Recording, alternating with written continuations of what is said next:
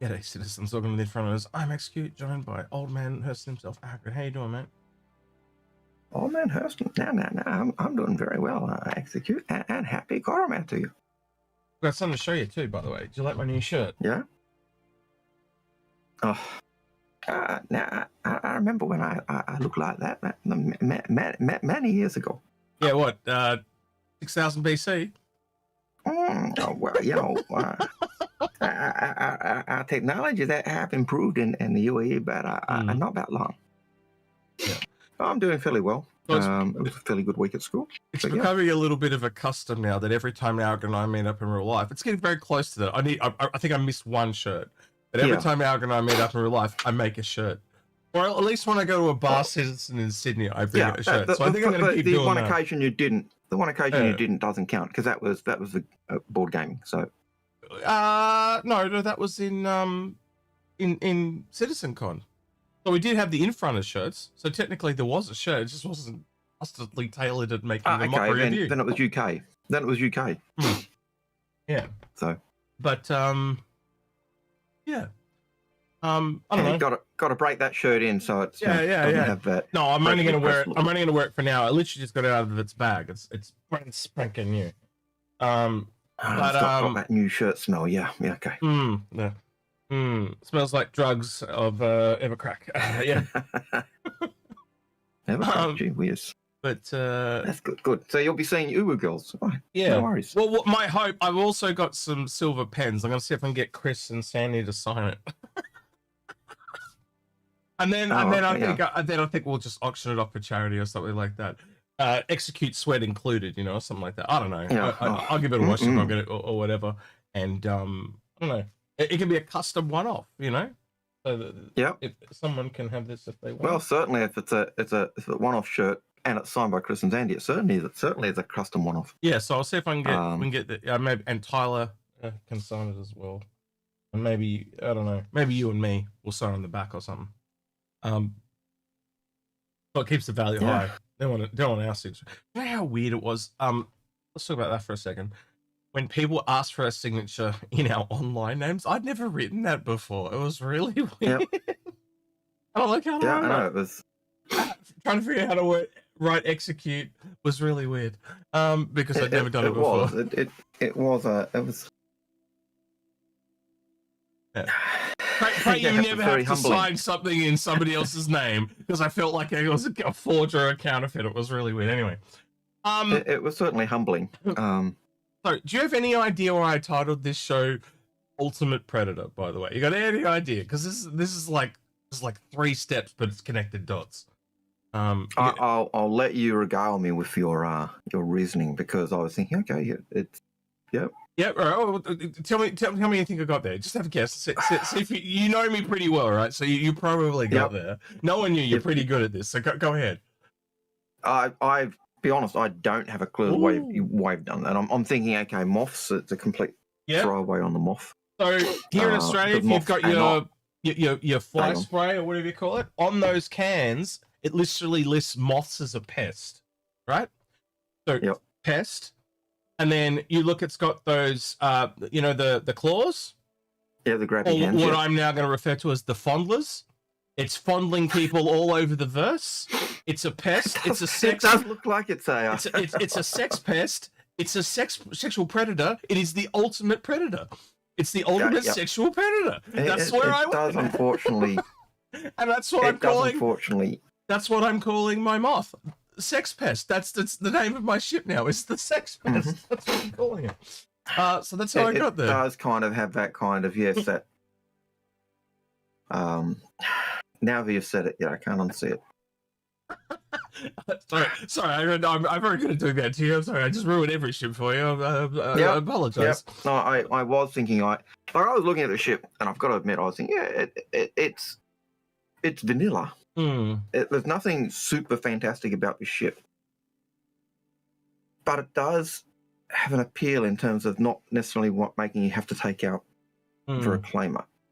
The one thing I found totally weird about it is it's a 4-man crew.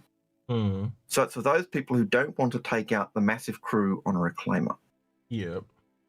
So for those people who don't want to take 5 people, Wait, the 4-person crew of the Moth is the ship to take. So,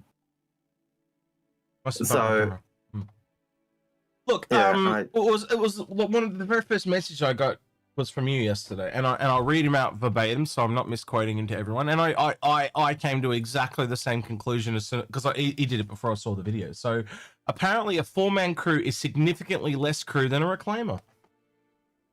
And then when I saw the video, question mark. no, multiple exclamation marks. Like, yeah. I can't get my head around that. And just to show how much our thinking was in alignment, the next sentence or next couple of sentences are exactly as I was thinking. Does CIG actually pay attention to their own assets? That was my first question. And then the second was, does this mean we'll see significant changes to the reclaimer? Because if those of you in the know, the reclaimer's got 5 people. This is 4. What's going on there? One person is not significant. That be significantly less people? Yeah. So that implies, as you said in your message, and I agree with you, and I came to the same conclusion on my own. Is this a reclaimer rework coming? You know, have they got plans to up the crew count on this reclaimer? Significant rework.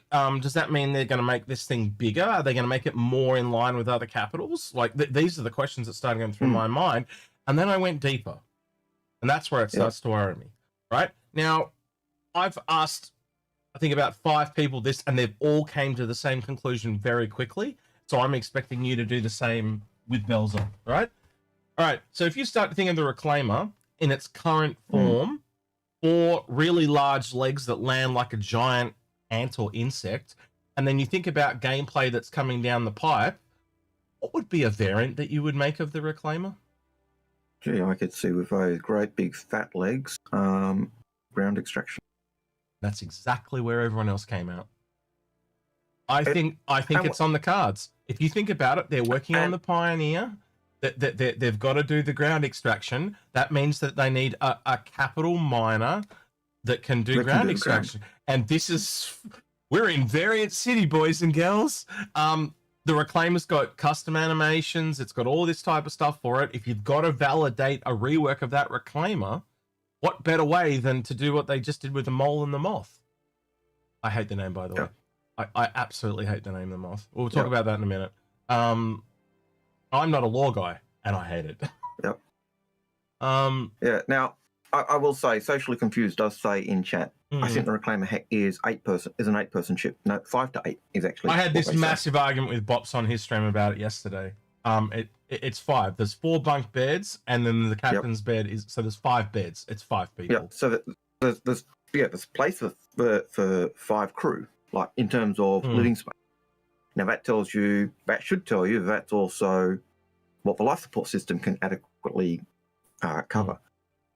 Where on the Matrix it goes 5 to 8 is because you've got your pilot, your co-pilot, your control, all the controls, plus you've got there are 8 gun positions. There are 8 stations, but people have got to rotate. So, for example, if you're under attack, you don't need 2 people on the scrapers, but those 2 people on the scrapers can literally step back 10 meters into the room where the 2 turrets are, and the turrets are manned. Like it's not rocket and you science. Don't need your co-pilot on the crunching gun. He goes up and mans a turret. You could also, and the 5th person's your engineer. You could almost just keep someone full time on that big turret.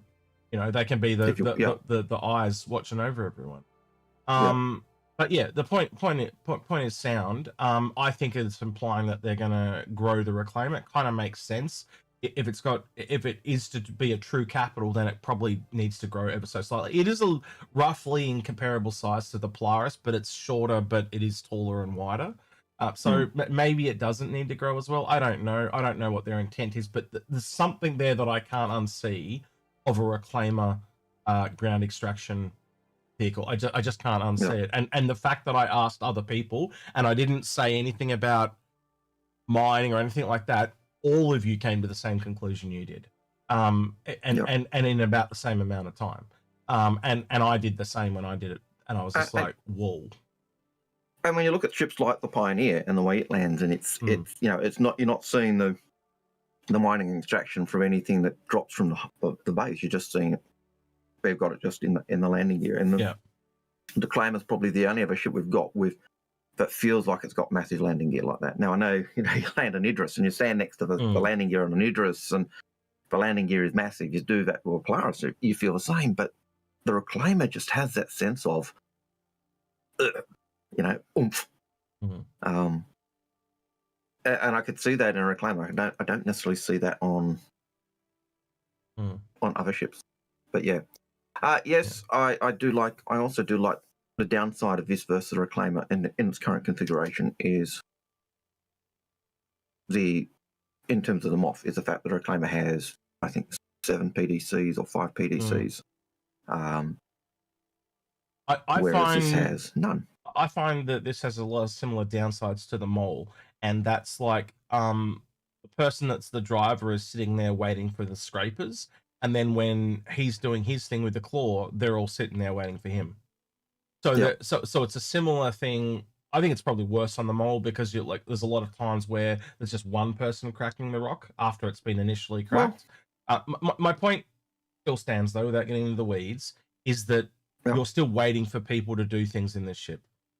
You know how in the Reclaimer there's a flow where it's kind of like coming in and going out, coming in, going out. Like it's not quite, because there's no stacking of boxes or anything. See? Yeah. First time chatter, what about Reclaim is Algo Money.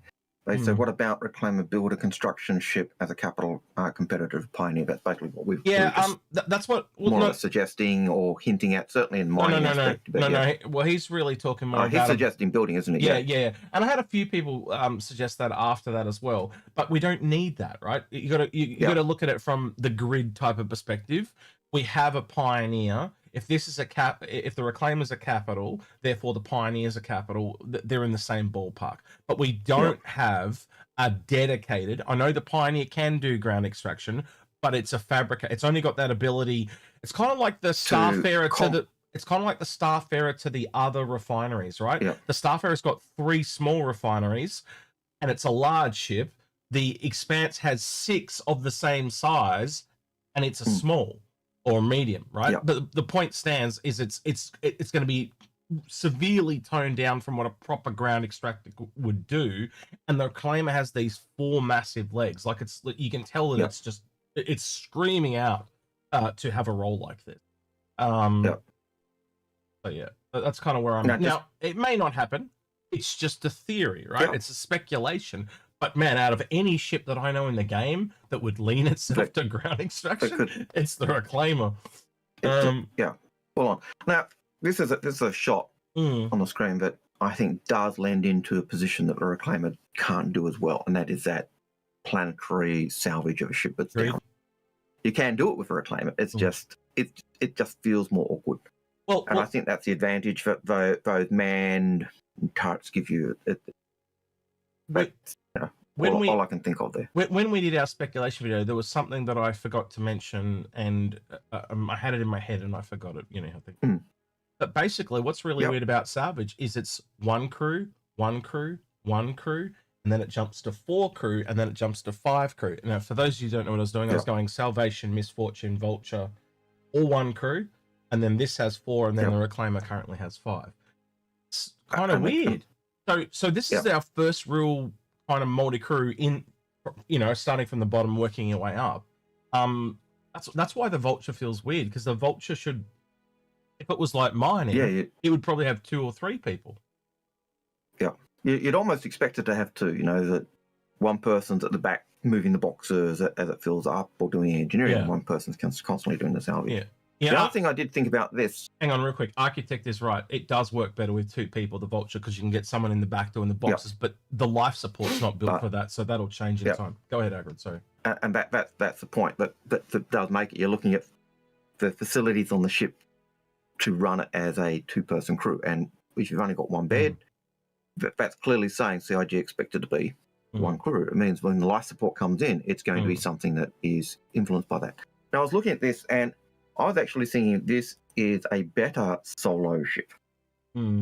If I don't give a damn about scraping, because I can use my claws to fracture the wreckage and then just disintegrate the wreckage. Or everything turns into the same component in the long run.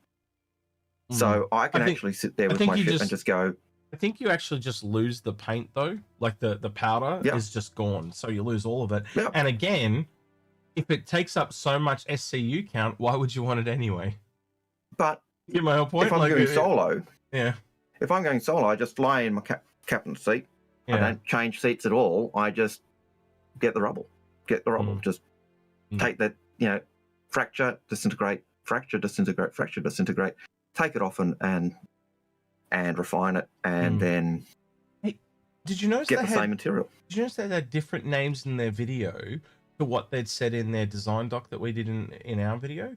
So we looked at, they had powder, scraps, and chunks, and they were using the different words. Did you notice powder, fracks, and rubble? Yeah. So they've already changed what they were from the game design doc, which made it really confusing. But yeah, again, internal versus external facing things. Right. I want to talk about the name for a minute, right? Had a few people see the reasoning for why they call it the moth. I think it's twofold. One, I think they clearly wanted mole and moth to kind of line up slightly and kind of see the benefit of that, right? Mole and moth, MO. I get it. It's the MO. But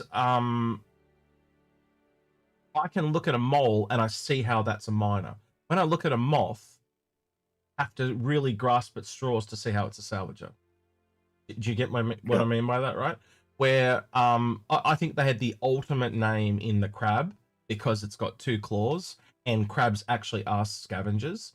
So I think that was like a really missed opportunity. And just to put it, do you know the acronym for moth off the top of your head? No. It's like multi-operator or technical harvester, something like that. That's kind of what it is. Now, this is the name that I came up with for the crab, right? Crude Recovery Acquisition Barge. I think that sounds way cooler. And I think it's a real missed opportunity not to call it the crab. I can understand why the writers wanted it to go MO, moth, or mole, but I think that at the end of the day, you can break away the coolness of the acronym and all that. It's what that name is and how memorable it is, and I just find crab far more memorable than moth. That's just my personal take. I don't know. You're the lore guy out of the two of us. I can see the writers why they did what they did, but I think crab's better than moth. You tell me. Well, look, I'd have liked the idea to go with the crab, a crabby name because of the big claws. Not to mention most crabs are orange. Yeah, certainly when they're cooked. Whoa, Algared. Whoa, settle down. Whoa. But, I'm kind of glad that we've got this particular ship, because I think a salvage ship better fits Argo than a mining ship. It's just what I've always thought. Yeah. So I look, and I really struggle with this ship, and I'm sure I'm still debating it. I know you and I got to review this weekend. If I look at this ship on its own, it's a great ship. But if I look at with the pattern of the last couple of years and the history of the game, and then also looking forward to the future and the release of the game, that's where I have problems with, right? It's not the ship itself, it's the connotations that this means to the game. And it's kind of like what happened with the Hermes as well. I'm seeing some very disturbing patterns, and it's like they're making a bunch of ships for new people. They're not making any for us veterans anymore. Clearly the well's dried up. That, are they even trying to make ships that we want to purchase? And I think they've just given up. I think they're just, okay, well, let's just focus on new people. Because that's how they feel now. They all feel like they're designed for new people. They're not designed for long time in backers to get into. So clearly they're, and it also, from a developer standpoint, they're just easy to make when you take something pre-existing and turn it. So I've got this struggle between me as a customer, me as someone that's engaged in the game, and then my former developer groups. I know exactly why they're doing what they're doing. It makes so much sense. Like, if you can get multiple uses out of the same thing, it makes sense. And they do it in the real world, right? So there are real world connotations to it. But by the same token, they haven't done this to a ship that I love yet, right? So if they come along and do it to the Reclaimer, boy, I'm gonna have how I've been talking about it, right? Like how I feel like it would, and I try to explain it to Bops, right? Is when all the variants came out at the same time. So look at, say, something like the Freelancer, or late. You know how most of them came out afterwards, but all the variants came at the same time, right? And when a series of variants come at the same time, you can kind of go, all right, I want that one, right? And you don't feel like you've missed one. But now they're kind of releasing them segmented. It feels like do I buy or do I not buy? It feels very predatory. And then to take a ship that's loved, and then you make another one just because the body is loved, it feels like they're stealing. Like, and then the Asgard, the Hermes, they did it on a few of them where the new ship is cheaper but better than the first one. So it feels like you've got to buy that one all over again, like they're almost like they're price gouging. I don't know how else to put that. Do you know what I'm saying? So that's the feeling I'm not liking. It's completely designed to engage us to spend all that money again, and then either turn that into credit and turn into something else, or live with two ships. And I just don't like that feeling. It feels really, we backed you. Let's take the Apollo. How long was that? 6 years or so that you sat there waiting for that ship, or longer, and then all of a sudden they come along and they steal the look of it. They make a cheaper variant of it. It might appeal to you more than the Apollo appealed to you. It's the same thing here. Like, literally, you and I here, just like we were with the Asgard, going, oh, this is actually better than the Valkyrie. Oh, this Moth is better than the Mole. That's what I'm worried about. Why are they making better, cheaper ships when they could make it slightly more expensive and just let you upgrade into it and you get it? Because if the Asgard had came out and it was $5 more, how much this conversation wouldn't even be happening. At least with this one, like, because the Mole is specifically mining and because this is specifically salvage, they're different professions. And so to me, it doesn't feel as nefarious as, you being, this is better than a Mole, or the question is it better than a Reclaimer or a Vulture, or in terms of where that goes. But I don't see a problem with it in terms of being better than a Mole. Is it a matter of stealing that nice aesthetic that was a Mole and flipping the switch to make it something else? And some people might dislike that, and the newer ships tend to have a lot of improvements, and that's getting worse as well, right? So when we go back to the Asgard and the Valkyrie, all the improvements that came to the Asgard as in quality of life improvements came over to the Valkyrie. None of these improvements have gone over to the Mole. So, like when you get into the elevator, it's now got a proper switch. There's no proper switch on the Mole. The cabs on this are completely enclosed. They're not completely enclosed on the Mole.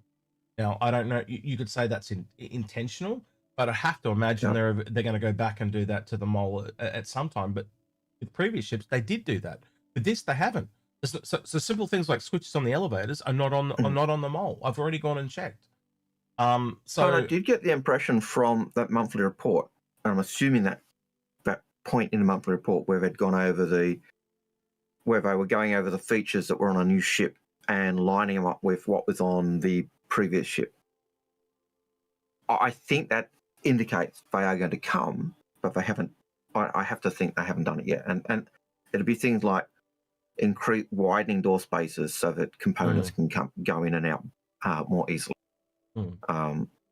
So I expect we're going to see that.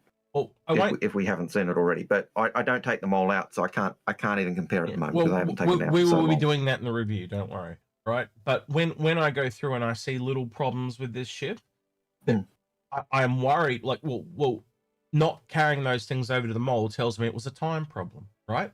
But when I look at problems with the Moth, there are bugs at the moment, right? But there are some actual art design problems as well, and I'll point them out, which all lead me to believe that this ship was kind of rushed.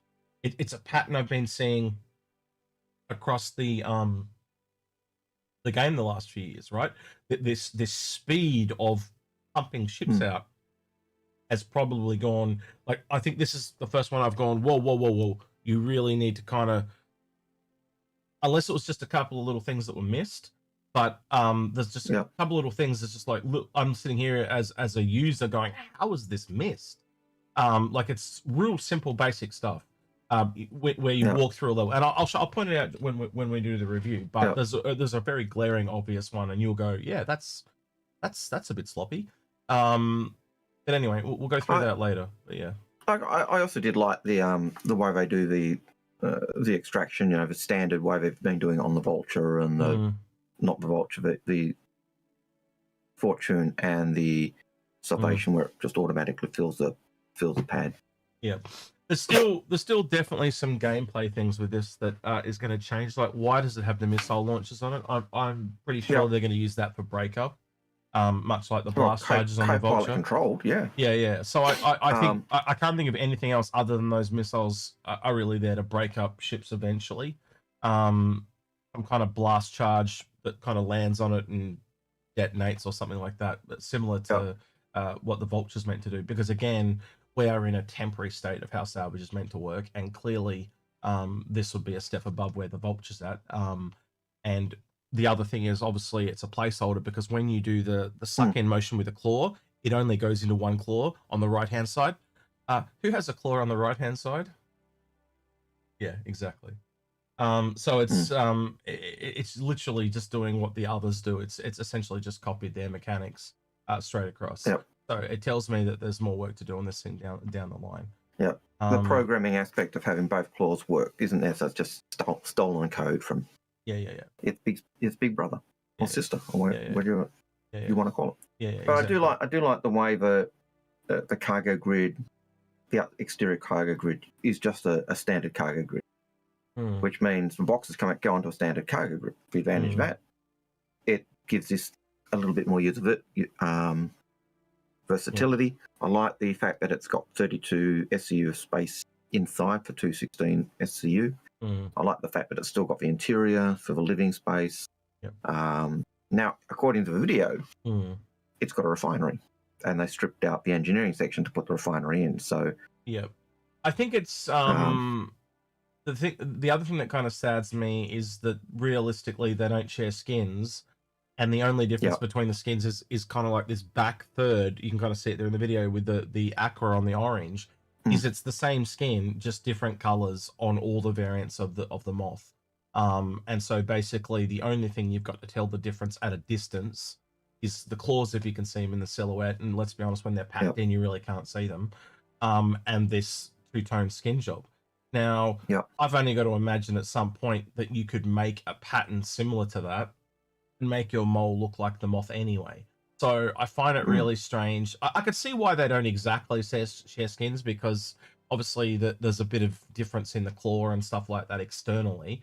So I can see why they probably don't. But by the same token, there's similar things like that on the Asgard, and they share skins. So in some cases. So I just find it really, really weird. It's just, how do I put this? It's like what I said when we reviewed the Hermes. There are now just all these inconsistencies. Like you can see it multiple different ways in different things. It's just like pick one lane and stick to it. And I just find it really, really confusing. And again, if you're going to use the same chassis, then at least give a benefit to us and allow us to use the same skin. It's kind of, a disadvantage to us, but an advantage to you. Come on, that's not really fair. And again, if you're already stealing the look of someone's ships, at least give them an advantage and here's some additionals, right? And so, a couple of first-time chatters. Marcus Reed, if I own a reclaimer, do I even need? No, you don't. And I think that's the other part that'll become a part of the review too. Like, it's now only an extra $110. Now, you've asked someone to, let's take a theoretical example. You've got a Vulture, you upgrade to this. Why wouldn't you just almost spend that same amount of money again and go to the reclaimer? And now knowing, like you said, Algared, that, and I've predicted as well, that the reclaimer's probably going to not grow, but at least get a rework. That's got to come with a price increase, or at least a growing in what the ship can do. So again, get that, As I look at the reclaimer, we know that the reclaimer needs a rework. The components aren't in the reclaimer. There are no fuses in the reclaimer. So the engineering department Yep. Yeah. Yep. Oh, what's broken? Oh, the docks. There's a list a mile long of things that got to change without going through them.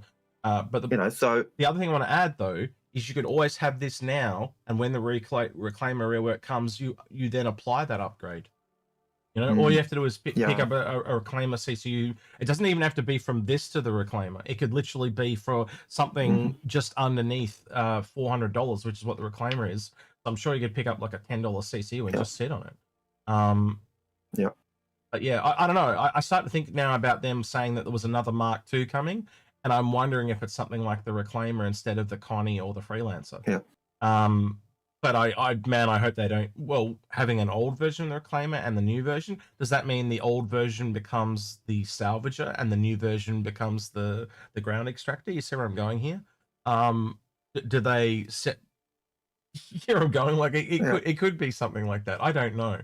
Well, I think there's a couple of going back to Marcus's question. Do I need the reclaimer? No, you don't really. But Chad is saying, look, it is easy to use solo, and I think I have to agree because the pilot controls those claws, and so you can go up to your salvage vehicle, whatever you're salvaging. If you're not worried about ripping the guns off or the components out or scraping, you can just fracture, disintegrate.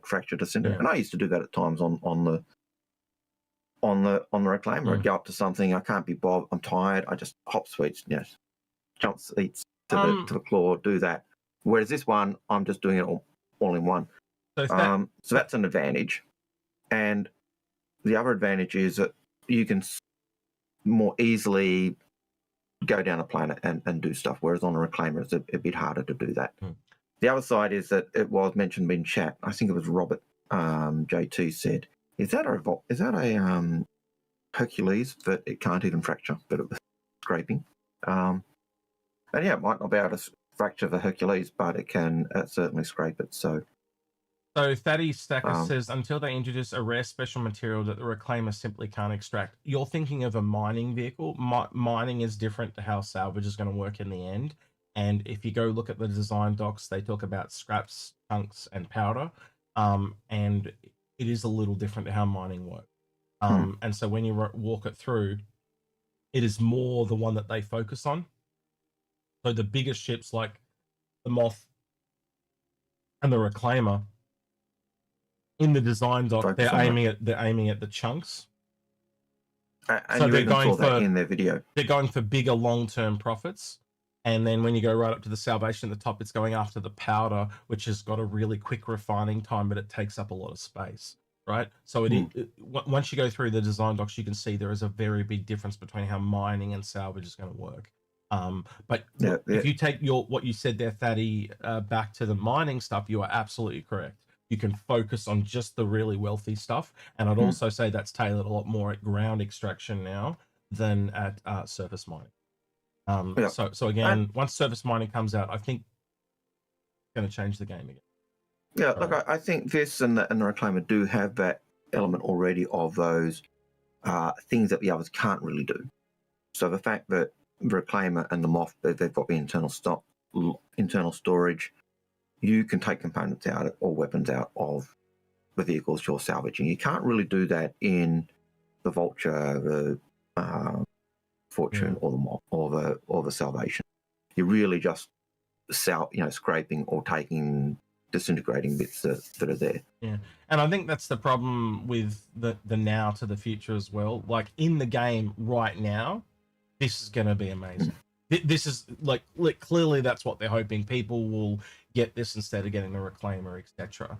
But when everything's fixed and everything's working, and we're at the proper, that kind of release level of the game, reclaimer all the way, because you can just take the reclaimer. It's 6 times the size of this as an example, and you can basically fairly quickly just earn one of these in game.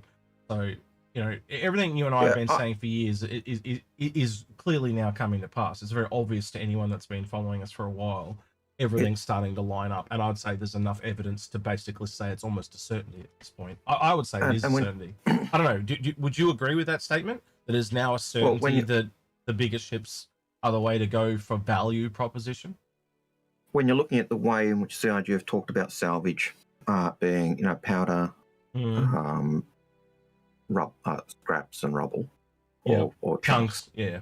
And you look at that, they've said that everything breaks down or refined down to the same material. The ship with the largest cargo hold, the one that's got the largest capacity, is the one that's going to be able to have that ability to earn more. This, and even in the video, they talked about this being a ship that focused on rubble, but the larger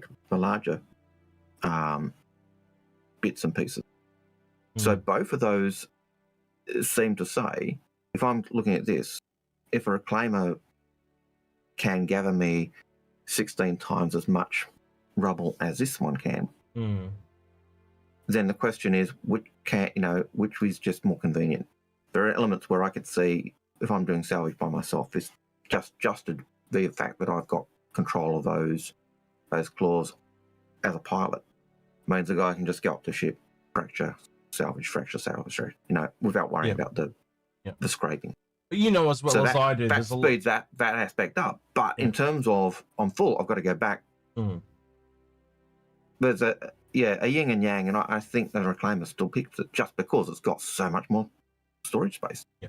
All right, I've got the question bot up. The bot up now. Yeah, I forgot to put it up. Sorry, we've only got 2 questions. So stream lives and dies on questions as it normally goes. So if you've got any questions, feel free to get them in. I should have put it up earlier. I do apologize. But yeah, me and Algared hadn't had a chance to sit down and kind of talk about this one, so you kind of got to see a bit of behind the scenes. This is the type of stuff that Algared and I would kind of do before we did a show. But yeah, have you had a chance to go through got the Valentine's Day stuff? We got the Q&A. Yep. And then I did want to go through that really well. So I did find this one a little weird, Algared. They're selling, I can't even find it. Come on, where are you? Nope, it's not here. It must be on. They were selling a bunch of stuff for Valentine's Day. I was trying to find, but it's not showing me. But there's literally a $10 package, and it's a teddy bear and a hologram. I was like, what? That has to be the weirdest thing I think I've ever seen them sell for it. Look, this here.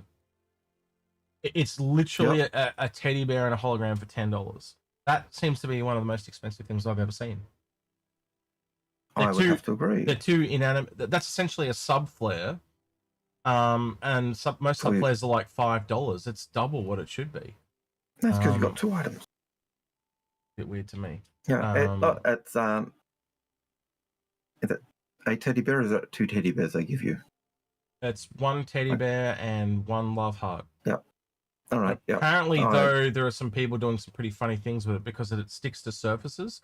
So if you turn it upside down, it looks like a pair of balls, and they've been hanging off their moth. Yeah. You know those things that people put on their ball bar? Yep. Yeah, like that.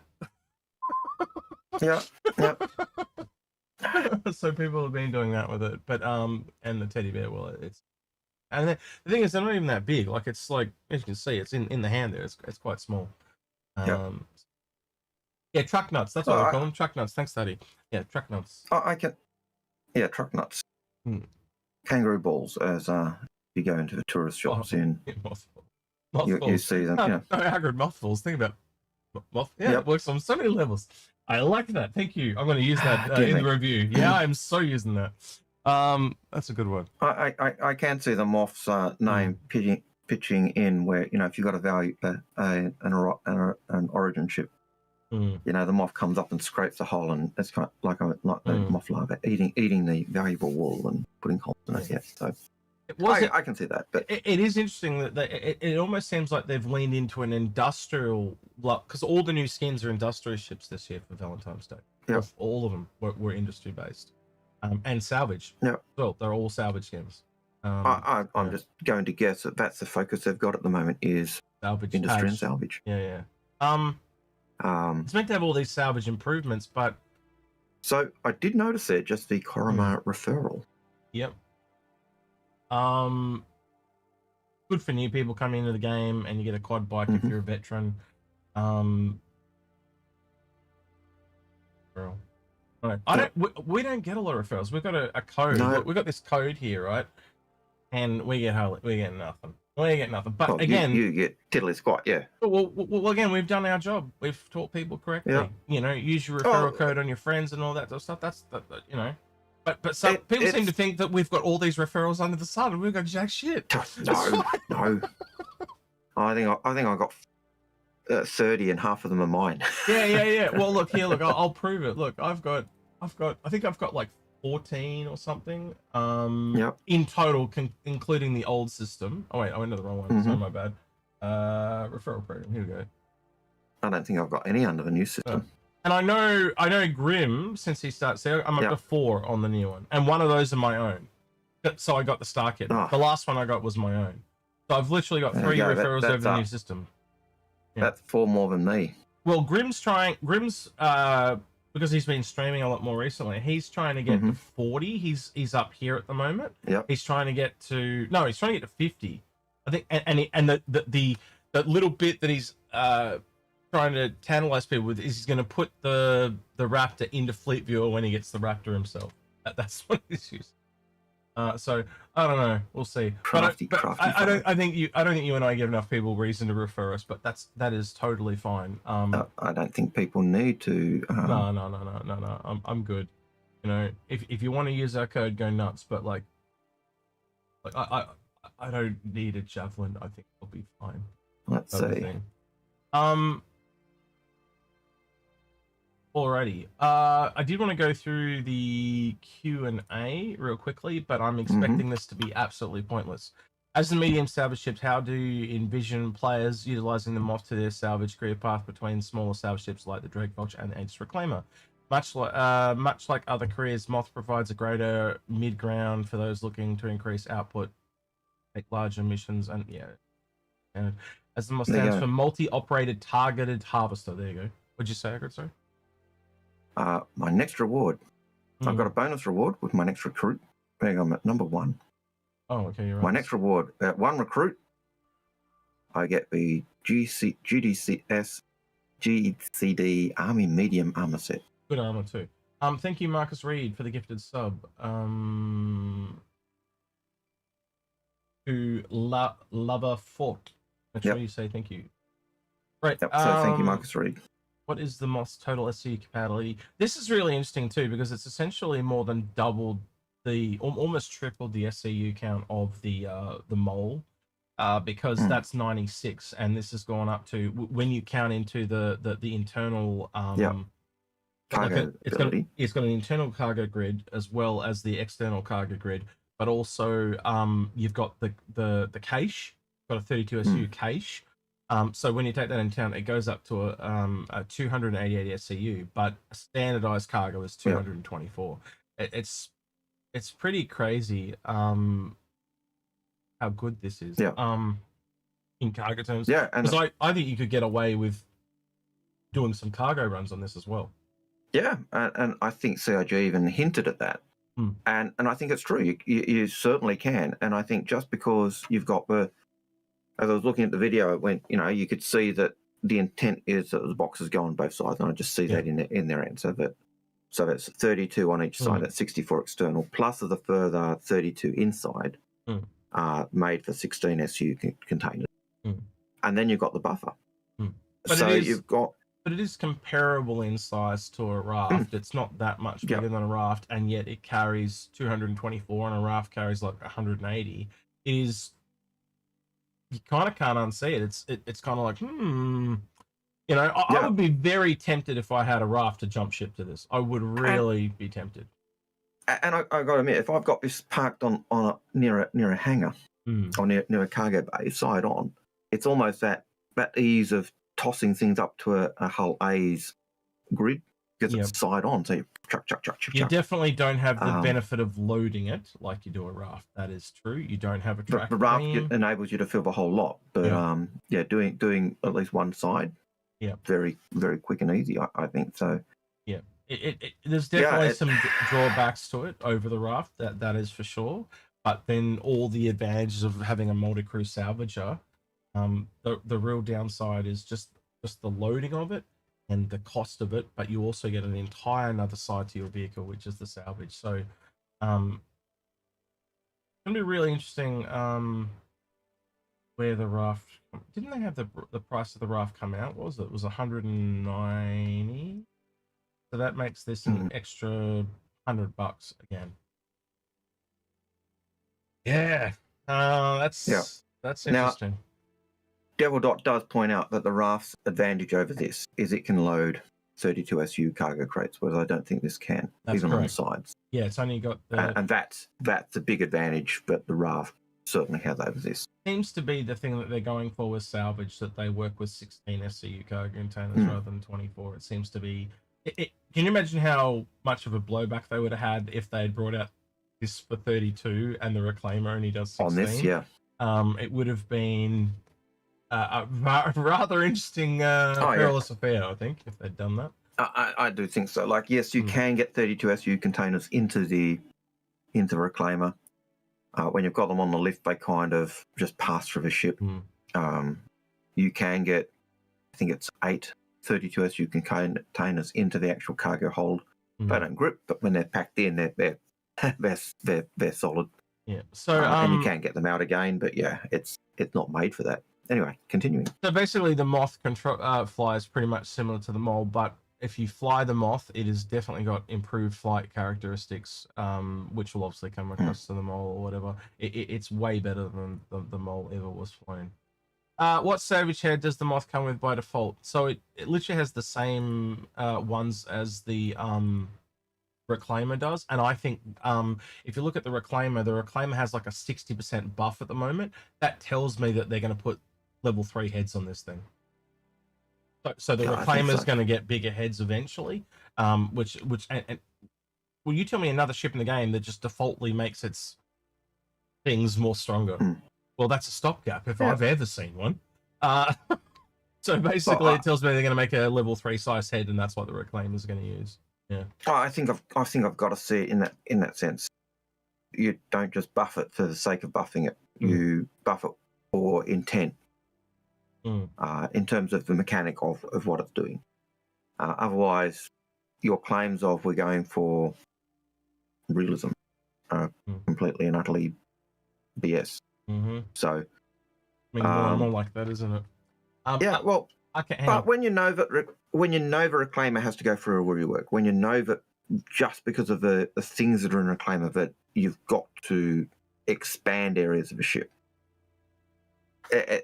The more you look at the Reclaimer, as much as I love the look of a Reclaimer and that Nostromo vibe,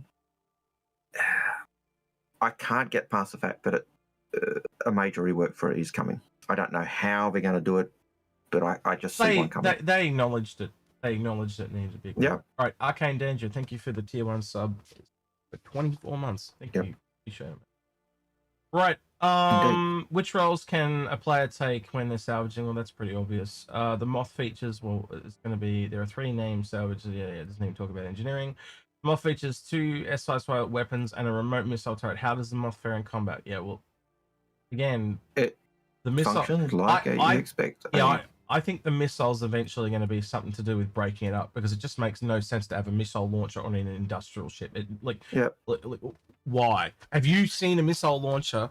I take that back. There are missile launchers on other ships, but like the Apollos and stuff like that. But they're more for defense. I don't know. I don't see it. And currently, this doesn't have any way to break up ships, right? And what I mean is in the final version, right? Because the version we have salvaged right now is not how it's going to be. Yeah, it would be interesting to see whether the missiles would break up the. You had it salvaging on the video the Crusader Hercules. Now can't fracture the Hercules. So if I shoot it enough with missiles, does that break wings off, which I can then fracture or disintegrate? They obviously can go the other way too, where they just remove all the blast charges stuff, and it is just fracturing now as well. So which will be sad, because that was not the original intent. You were meant to laser ships up or blast ships apart to salvage them, and now it's just become this fracturing thing. It's kind of pretty boring. Look, I got to pick up a point Socially Confused says, because he picks up a point that I've often thought. Pete goes on, he says, the missiles are psychological defense. Makes you think that you're safe. Now, I remember that the World War II German fighter, and it had remote guns that fired backwards, and the guns were useless. The guns never really met up to the thing, because if you're trying to use the guns, you're not really piloting. But they were there, and their purpose was basically psychological defense for the pilots. Said, oh, yeah, I've got these refiring guns. I'm okay. I don't need a gunner. I've got, I'm okay. And I think this, on a lot of ships, that type of thing ties into that. Yeah, I've got something. I'm not toothless. Well, you and I have said that about a few ships in the game already, haven't we? Like the Hurricane, when we've talked about that in the past. So psychology does play a big part in it. I can't disagree with that. All right, last one here is the Moth a variant of the Mole, or therefore be able to use the same paints? No, the Moth is a standard chassis, so the two don't share paints. Yeah. Yeah. I just think the line has been blurred between what variants actually are. It's just that they decide that it's not a variant, but really to us it's a variant. You know what I mean? Well, you tell me, what's the difference between a freelancer variant and a Moth to Mole? It's just that one's got the same name and the other doesn't. They share the same chassis. You can see how it's the line's been grayed quite a lot. Just a name that changes it. It's what the developers decide it to be, not anything that really makes any sense, because I can't see any difference between freelancer variant and a Moth to a Mole, other than they've just decided that they're separate. And that's not really fair in my personal. But hey, I've got to live by the made-up rules, not create them. Now, in terms of my comment, some of the chat was saying it was the Junker 87. I don't think it was. It's not the Stuka that had the remote turrets on the side. Two remote turrets, one on either side. But I can't remember which one it was. And it was one that wasn't that big. Anglo-Mani says ME210 Narwhal. That might be it, but I'd have to Google it and find out. And I'm trying to avoid clicking because the sound issues we had earlier. Yeah. Algared's having some, like, if he presses his keys or clicks his mouse, it comes through really. Let's try and figure out what's causing it. And Windows updates and everything else always screw things up. And then you've got to scroll, ferret through and try and find where everything is. So. I think the last thing I'll go over is why there's going to be probably no stream next week, and that's because you and I are going to this.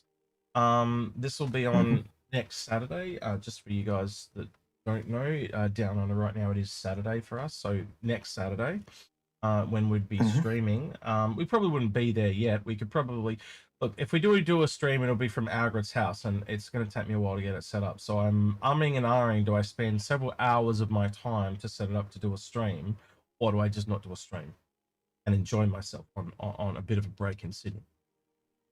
So that's where I'm at. But I've worked out where we can go to lunch, Algared. So from 1 to 3, we've got a lunch break, and then we've got a dinner break from 4:30 to 7. Cool. Because we're not going for that. We're going for everything else. But there are elements where I can see the.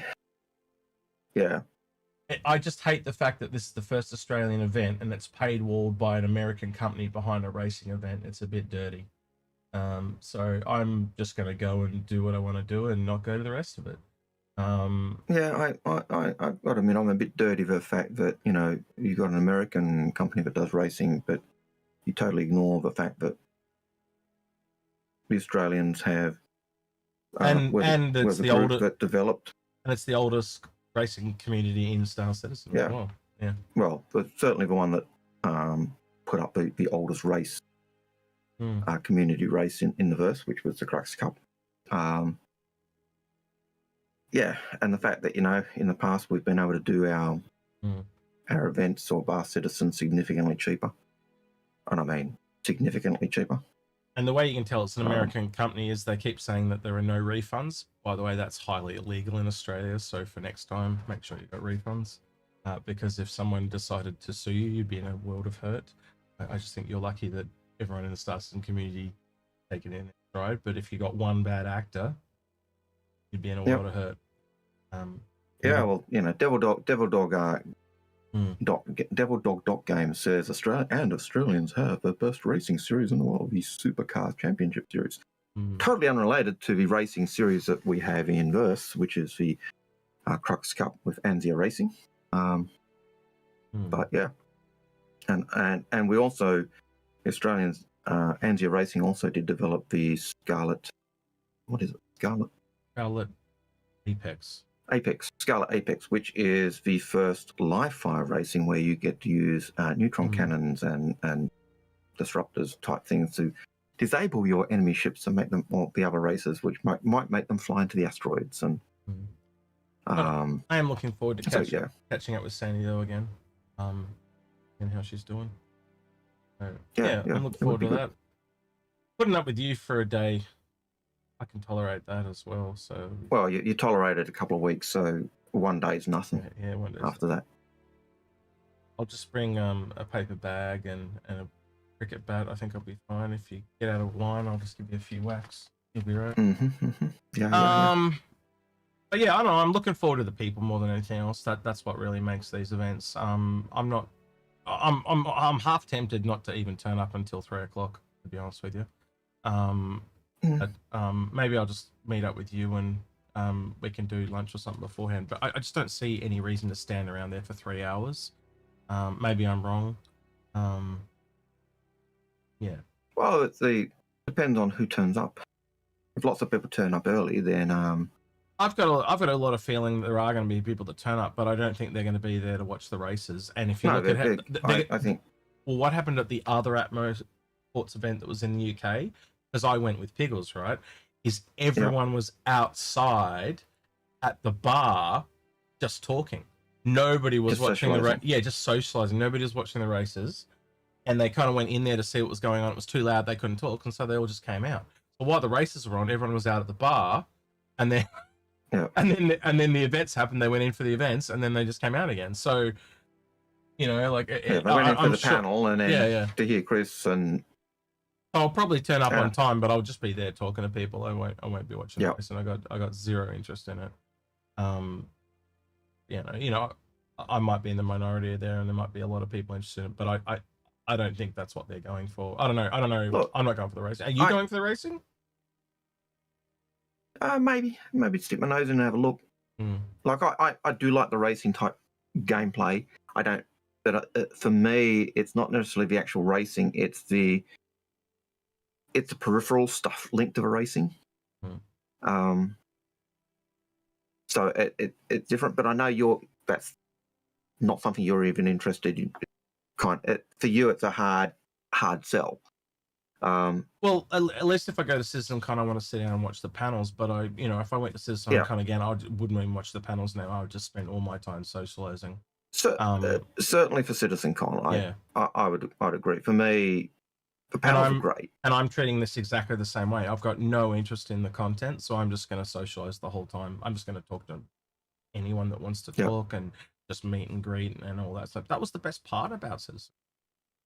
All the normal regular people that I talked to and met, whether they were from CIG or just some, we met people that we'd never seen in person before, that we'd been talking to for years. That was the putting faces to names, meeting new people. It was just all of it. It was nothing to do really with the shit. Event. I got to stay at home for that. It was all the people that made it for me. And it sounds really cliche, but that is really, let's be honest, none of us would have been here as long as we would have been if it wasn't for the great people.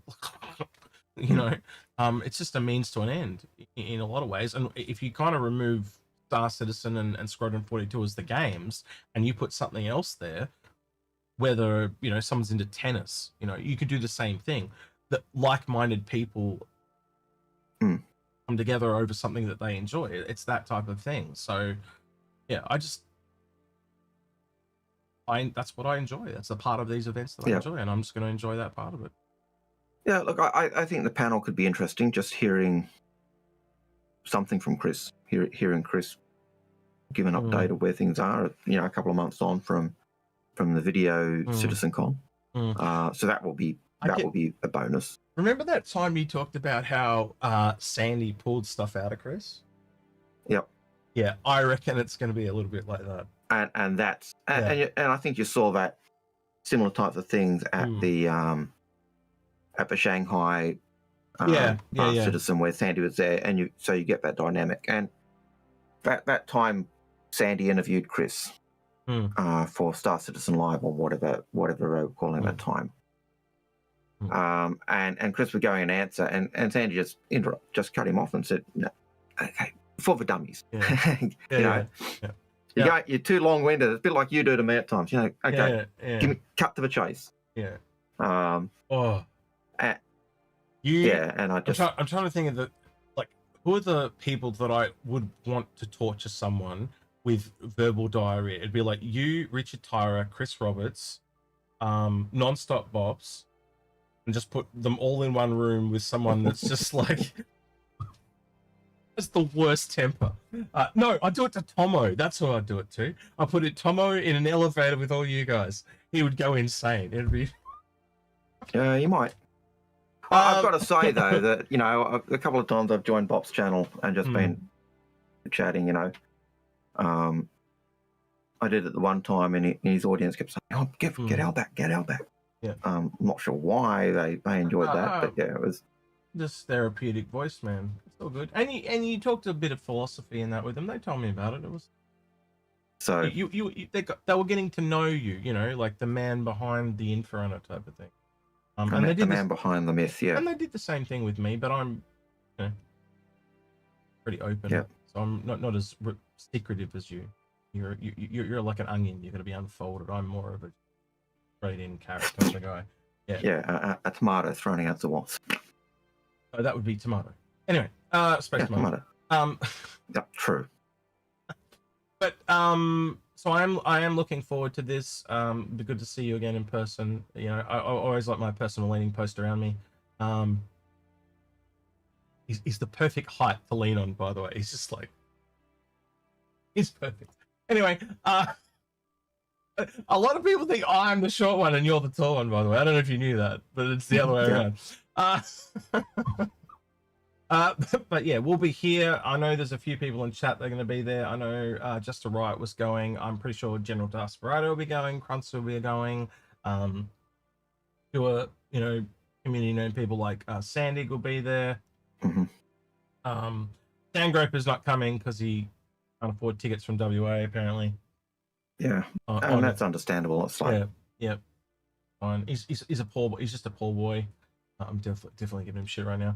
Bops, I tried to convince Bops to come down, but he just doesn't want to come after the shit that happened there. I'll just leave that, but you know what I'm talking about. Which is a real shame because I think he's missing out on the other side of it, and he'll regret it later. The community aspect of. And I think he's looking at the event people, and if he can separate the event from the people that are going to be there, it's the people he's. But he's not gone to an event before, so he doesn't know what he's missing by the same tokens. Again, it's like what happened with the tier list, right? When he comes up to the tier list in the next one, he'll slowly realize. The tier list episode we do is always a bit weird because it's there's an element where it is just us getting together and just batting ideas. Laying on the line why we like certain ships. Why do you reckon it takes like 3 to 4 hours every time? Because the first hour is us just fucking around, catching up. Like it's every time. But even then, when we're talking about the ships, there's that whole, oftentimes dynamic of the reasons we dislike ships, and there's that often there's a disagreement, especially when it's one person's saying it's an S tier ship and one person's saying it's an absolute piece of rubbish. So yeah, there is always that, but yeah, it's very enjoyable. Yeah, regardless, I intend to join myself there. Yeah, go for it, man. Yeah, Call Me Teach 2 has a question regarding the Vulture and life support. What if you just vent the cargo bay? Well, if you just vent the cargo bay, you're actually reducing your ability to support someone. I see what you're saying. You just turn off life support in the cargo bay, which means you can support a second person. Although then the person who's doing the work in the cargo bay may have problems. That's also where your components, I think, or some of your components are. No, the they're not. easier fix aren't with they? that was they just wear their suit. Yep. You know, so yeah, you could do that. Yeah. But yeah, you could get away with it, but again, the ship is not designed for that. So you are like, say you can go out for 3 hours normally, then you'd only be able to go out for an hour and a half because 2 people are going out, type of thing.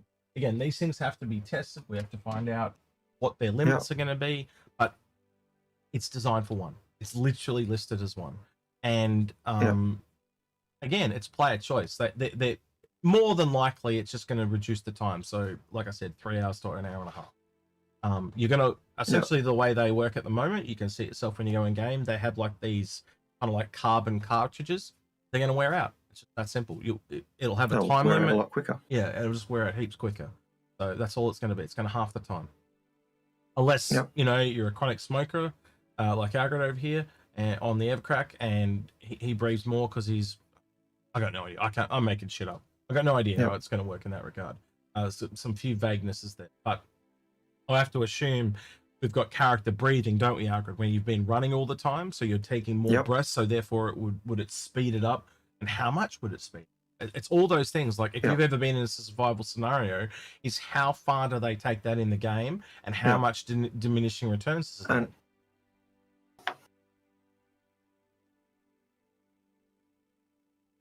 Yeah, indeed, it's that whole element of how fast does something wear out. And look, you can turn off your your life support and hopefully save those systems, but then you'll need to wear a suit.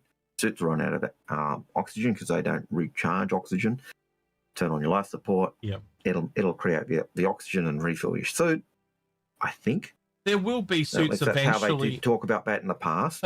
So Parker's saying that suits don't create air, but eventually you'll have EVA packs, and the EVA packs and some of the other stuff will make oxygen, right? So it's not there yet. You're talking about a cart ball or horse problem there, Parker, but you are technically correct right now. As always, am talking about release. Yeah. And they did always talk about, even in the fighters, you'd be able to plug your suit sort of, into the ship, and that would kind of recycle the air and do stuff. So there's an element where that life support kind of worked with suits. So I expect there'll be that type of thing as well. So you'll be able to recharge the suits and refill the oxygen.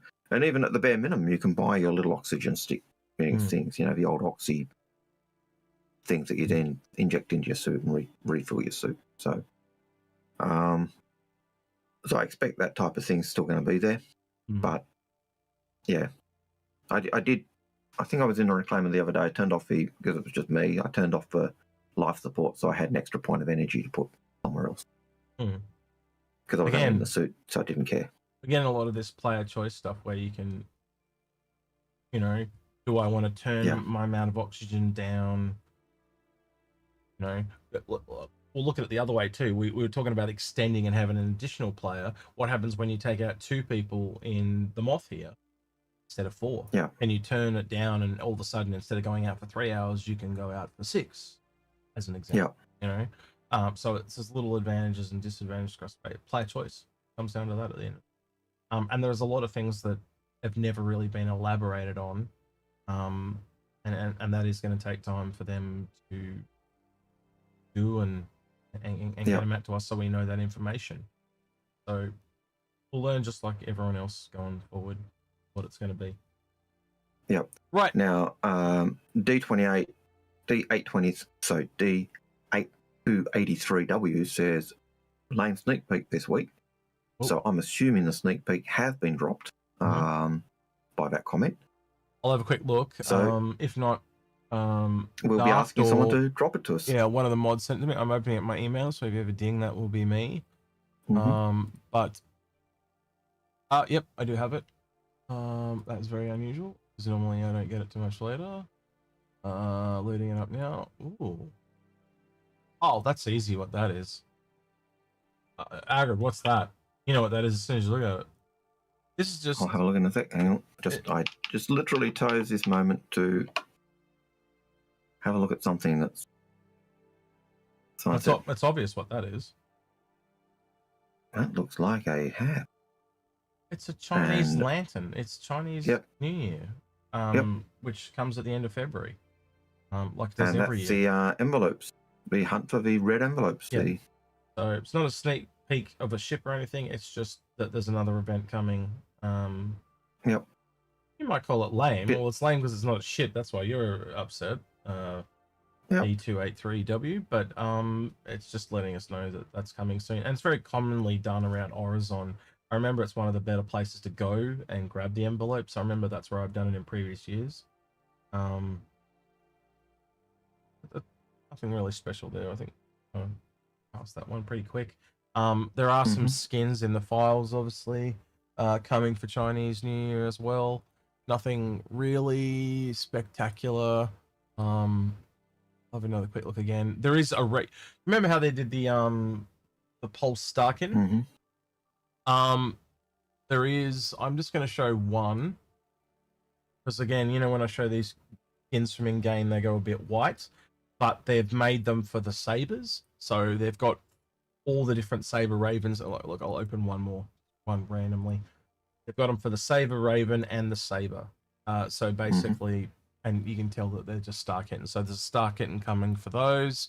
They've got another Fury one, and they've got another M50 one. So so there's the M50 one, and this is the Fury one. So they're just the similar ones that they had from last year on other ships, basically ported over to other racing ships. I don't know when was the racing event last year. Was it in March or April? Be honest, I can't remember. I know it was earlier in the year, so I know it's before Invictus, right? So if we're already in at the end, you know, coming through February, we've got March, April, May. So I have to assume it's March or May. We've also got St. Patrick's Day in March. I would probably say it's May, just based on process of elimination. Yep. March. Yeah, April. Sorry, not May. April. So yeah, look forward to those. But they are all in the 4.6 branch as well. And there are also some moth skins that didn't make it into the game yet. I'll show you this real quick. So this is like a green one. I assume that is for St. Patrick's Day. And there's a yellow one. I have no clue what that is for. But all the others, except for this one looks like some kind of silver metallic one. All the others are already in game. So I can only conclude that they're for some kind of event, or green for St. Patrick's Day, and the others for 2 events maybe coming later on. Kind of like what happened with the Perseus Algared. You know how there was a bunch of skins for that. Yeah. We've seen the first one come out, which is the digital camo one for the event, but there's also there was a digital green one and there was a digital red one.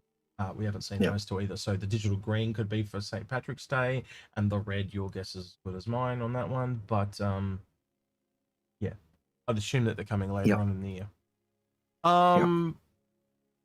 Right, I think that's kind of everything. I did. Some people in chat a little earlier were trying to work out which German bomber or fighter or whatever it was had the remote guns at the back or on the side that fired backwards. It wasn't Junker Stuka, but someone did say Dornier 17, but DO17, and I think it was a variant of that, but actually had the remote guns on the side. But I would have to, I had a quick look, and as I pulled it up, I went, that looks similar to this similar model, but again, I'd have to go delve deeper into do that. But yeah, I found a better image here. So this one is all the racing ones together. So that's all the racing ones coming. You can see the Darkent one there, and another patch bundle. So this might be next month's. For the Shiv, that looks somewhat similar to the Cutlass Corsair downburst camo, I think is what they called it, but for the Shiv. So yeah, anyway, Right. Yeah, I could see those skins with the graffiti on the sides being more more suited to to Shivs rather the Grey's Market than Drake now, because Drake seem to have been. It does seem, as you suggested, that Grey's Market has gone down to the role that Drake was originally filling, and Drake have now they've essentially split Drake into two in a way. Yeah. To create two different companies, and Drake itself are now a more respectable company, whereas they're a rough ready. Yeah, they're more the budget low frills, and Grill's Market is literally the bottom of the barrel. Hence the bucket for the toilet. Like how can we take Drake lower? That was the assignment, and that's what they did. Yeah. All right, back to the questions, please, Algared. The Silver Surfer. Yes, the Silver Surfer says, won't the fracture be lower grade raw materials in the future to encourage the use of other salvage options, i.e., a longer process of scraping the hull will give higher reward higher grade materials? And I guess that's the trade-off. But when you're scraping, you are getting a higher grade material because when you're refining it, it's it doesn't take as long, which means it's more pure. When you're taking the chunks, it takes longer to refine it because there's more impurities. So yes, that's already there, but they have said that all the things that you salvage are refined into the same material. So powder, scraps, and chunks all become the same thing, but it's just a refinery time. That's literally how they're going about it. And it was in that design post. Ash points out. Yeah, sorry. Ash Hole says, referring to Grey's Market, bottom of the barrel, but costs more than Drake. Yes. I would even say that in terms of ships, Grey's Market is not the bottom of the barrel. It's kind of leaked outside the barrel. It's a puddle on the floor outside as opposed to Drake. Yeah. Not saying it's a bad ship, just in terms of quality. John Priest asked the question out of context, but I think I'm going to work this one out. It says, can it land and use the lasers? I think it's exactly like the mole, and they're not lasers, they're scrapers. Man, as John Citizen, you should know better than this, bro. You, mate? He's a miner, come on. He's a miner, no, he's a senior citizen. What are you talking about? It's completely opposite of what you called him. He's laughing his head off now. Yeah. He's he's asleep, bro. Best friend. He's asleep now. I'm his new best friend because I just said he was a miner. Yeah. Right.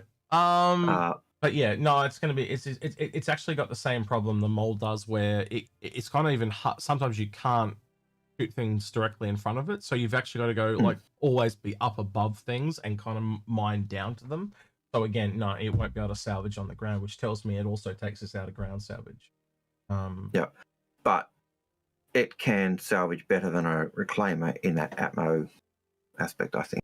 It can obviously VTOL as well. It's got big VTOLs on it, but what I mean is it can't land and do.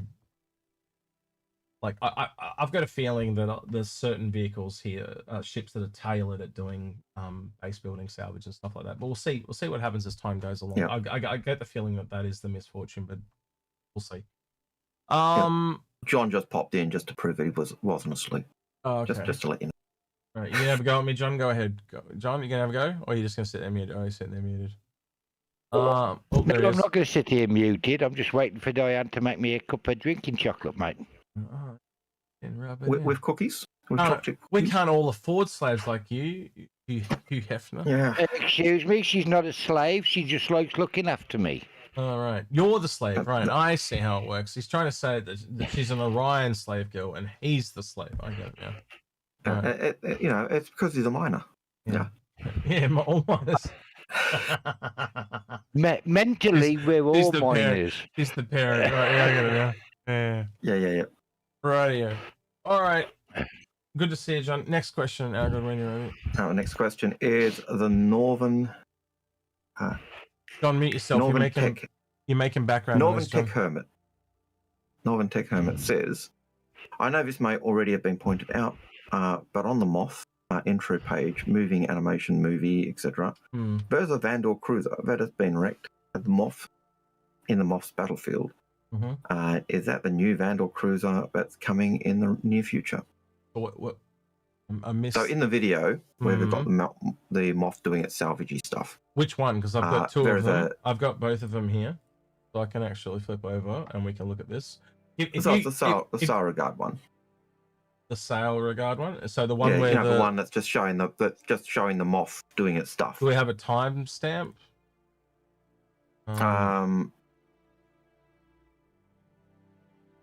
But you see it actually salvaging a Vandal ship. So that's when it's in space. Well, that turns into a Hercules, so it's got to be this scene here. That it reckons there's a battle cruiser in the background. That looks like an Idris to me, not a battle cruiser. And with a bunch of vultures on it. But you do see there's one scene where you see it underneath, and you see the Vandal type ship technology or there's a Vandal just there in the background. And that appears to be a Perseus, but I don't see any new ships. That's a Polaris. There's nothing new there to me that I can see. Either way, if it's a Vandal ship, it's an asset from Squadron 42 that they're just using to do that. And would I want to be salvaging if there's a battle still going around me? No. And so that kind of links to the idea that it's and this is an after battle salvage operation where you're either. You'd say there are SRVs there with the 3 blues. Yep. Because I would say this is after the battle. You're either salvaging the downed, stripping everything that's downed, or trying to recover stuff. There's another SRV here too in the foreground, so they're the same. If you. Yeah, SRV is trying to pull that Idris away for repair. Yep. Take it back to dock. So yeah, that's at least the story I see there. It's an after battle report, and they're salvaging and doing all that wonderful stuff. All right, next question. Already. Double Dot Games. How much do you hate the name Moth? I'm absolutely disappointed in the choice. Otherwise, I love it. We talked about that earlier, but yeah, I think Crab would have been much better without going into Algared.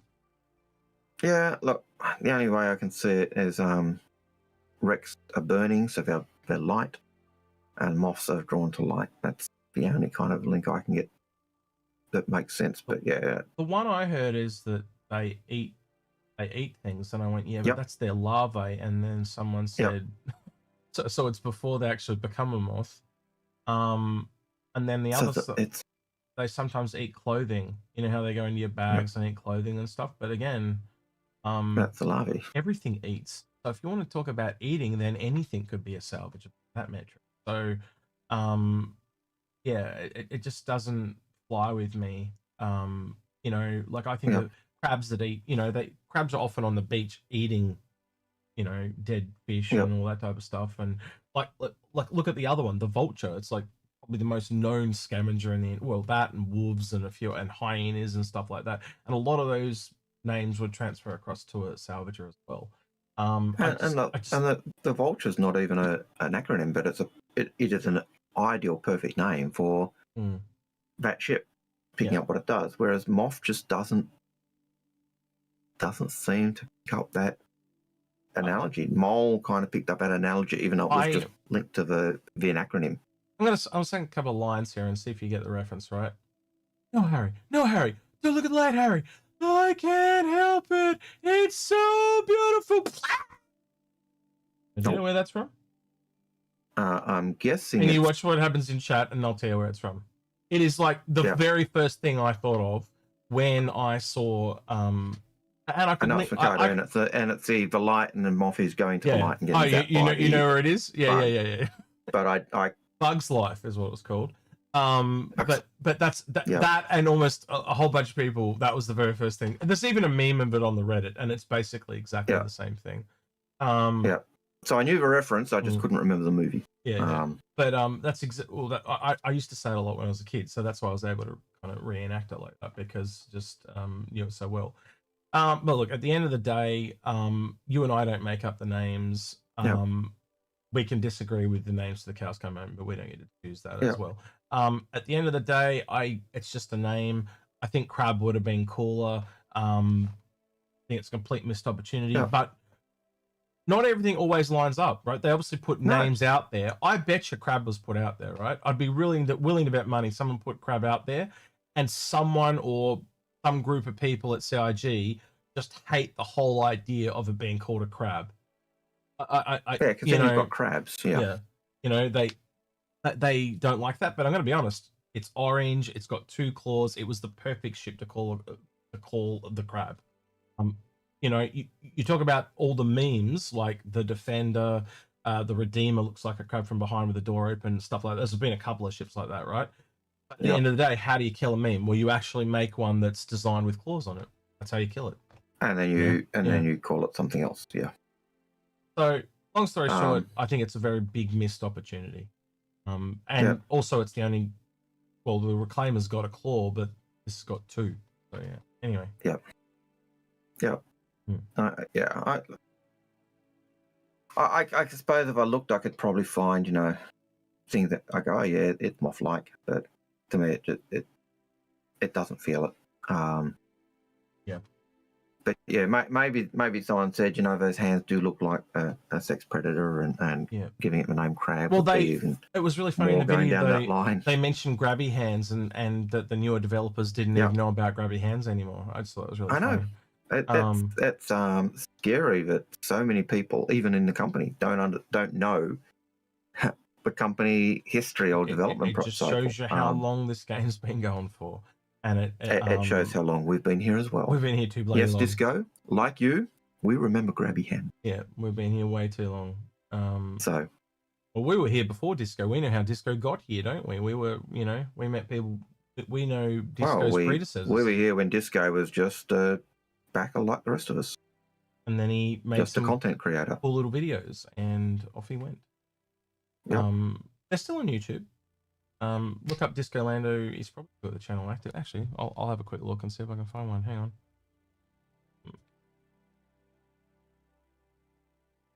Come on. Yes, it does. He's only got 2.7k subscribers. We've got to get those numbers up. They're rookie numbers. But he did have some really cool videos back in the day. He's still putting content out too. Interesting. I did not know that. He's still regularly doing content. Oh, let's get some subscribers out there for Disco Lando. Totally unrelated to Often Star Citizen. Oh no, he does have a new Babbage one there too. Yeah, but back in the day, he used to have. I don't know if I can find them, but he used to have Disco Lando doing. Yeah, but this is how he started out, doing ones like this, and these have all got a lot more views over the years. The ones that he did with the Disco Lando doll were the really funny ones. Yeah. They were. Yeah, so I don't know if he's deleted those or whatever, but if that's the real Disco Lando, is it the real Disco Lando or is it a fake Disco Lando? Seems legit. Yeah. I could be wrong, but get out there and give Disco Lando some. That's kind of a bit. He doesn't know. Maybe he doesn't want anymore. I don't know. But keeping his side gig going. Ocean 911 says. But yeah, he did quite a lot of that kind of stuff, and one of the things he was always advocating from the year dot was that lifetime insurance was not a major thing. Something CIG have always said, but we as a community, we turned it into the best thing since sliced bread. And certainly when you look at the larger ships, LTI does become a thing, whether you want to acknowledge it or not. When ships are costing hundreds of dollars, you want to have that guarantee that it's not going to just disappear. So I get why it came, but yeah. Citizen Ninja says, do you think we'll eventually get mining and salvage ships by Sinu?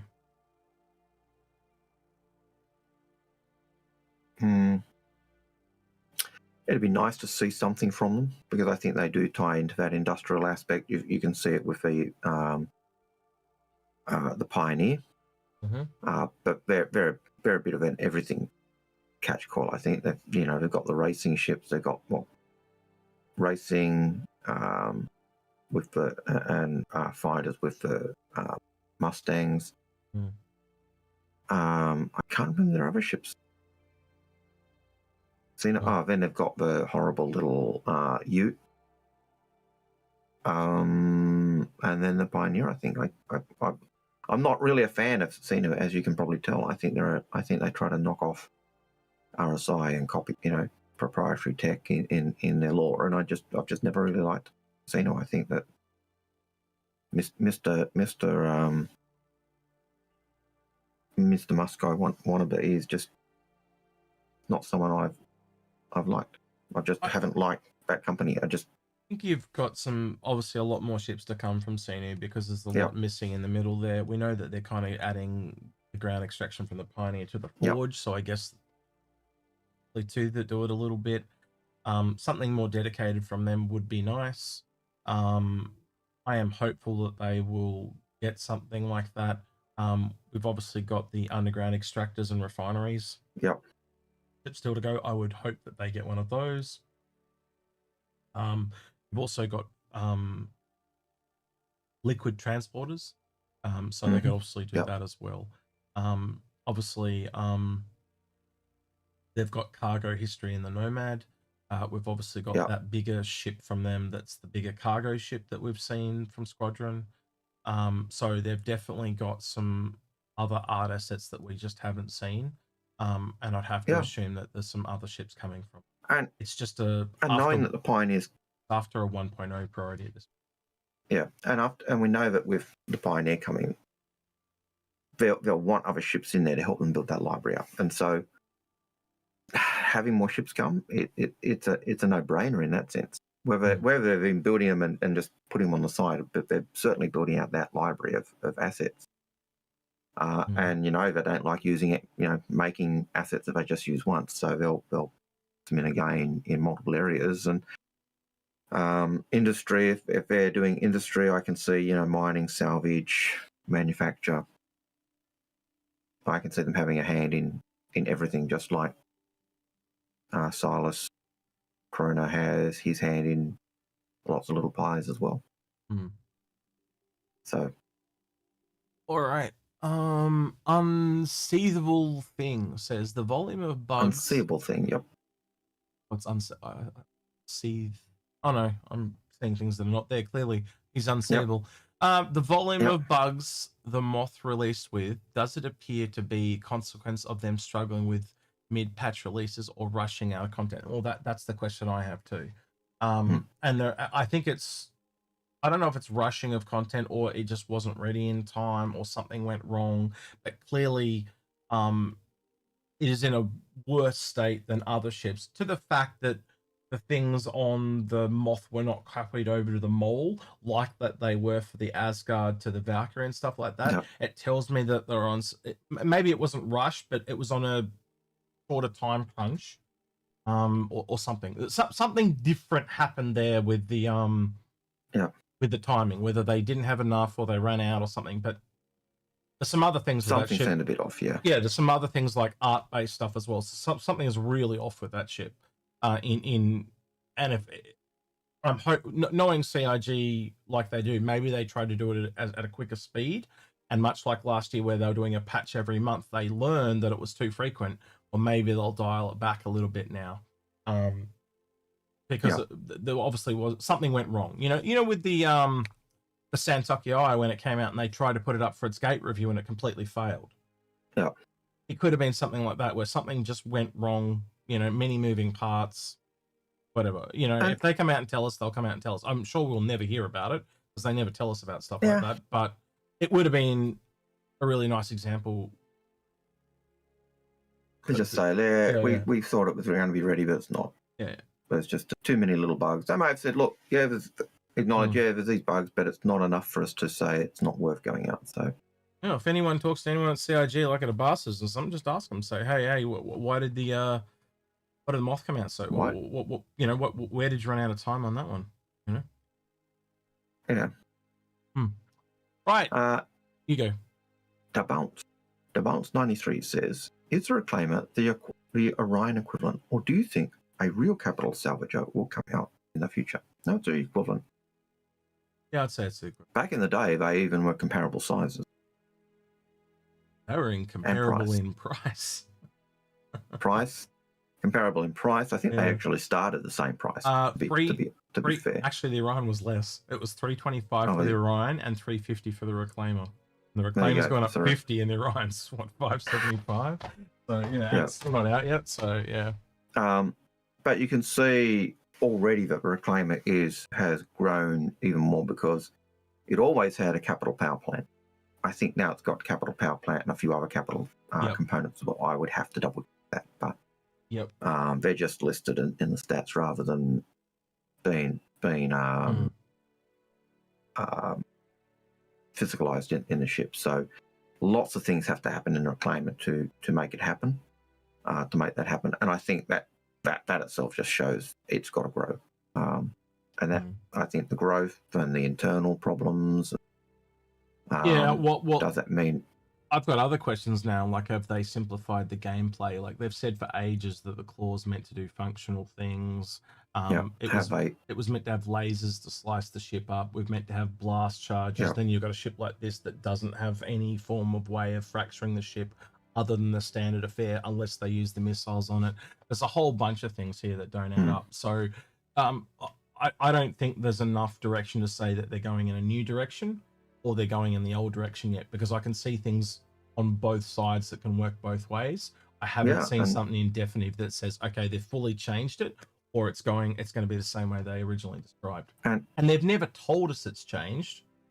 No. And Ben and John always said to me and you, we'll let you know if it's changed, and they haven't let us know, so we have to just go on the assumption that it's how it used to be until we hear different.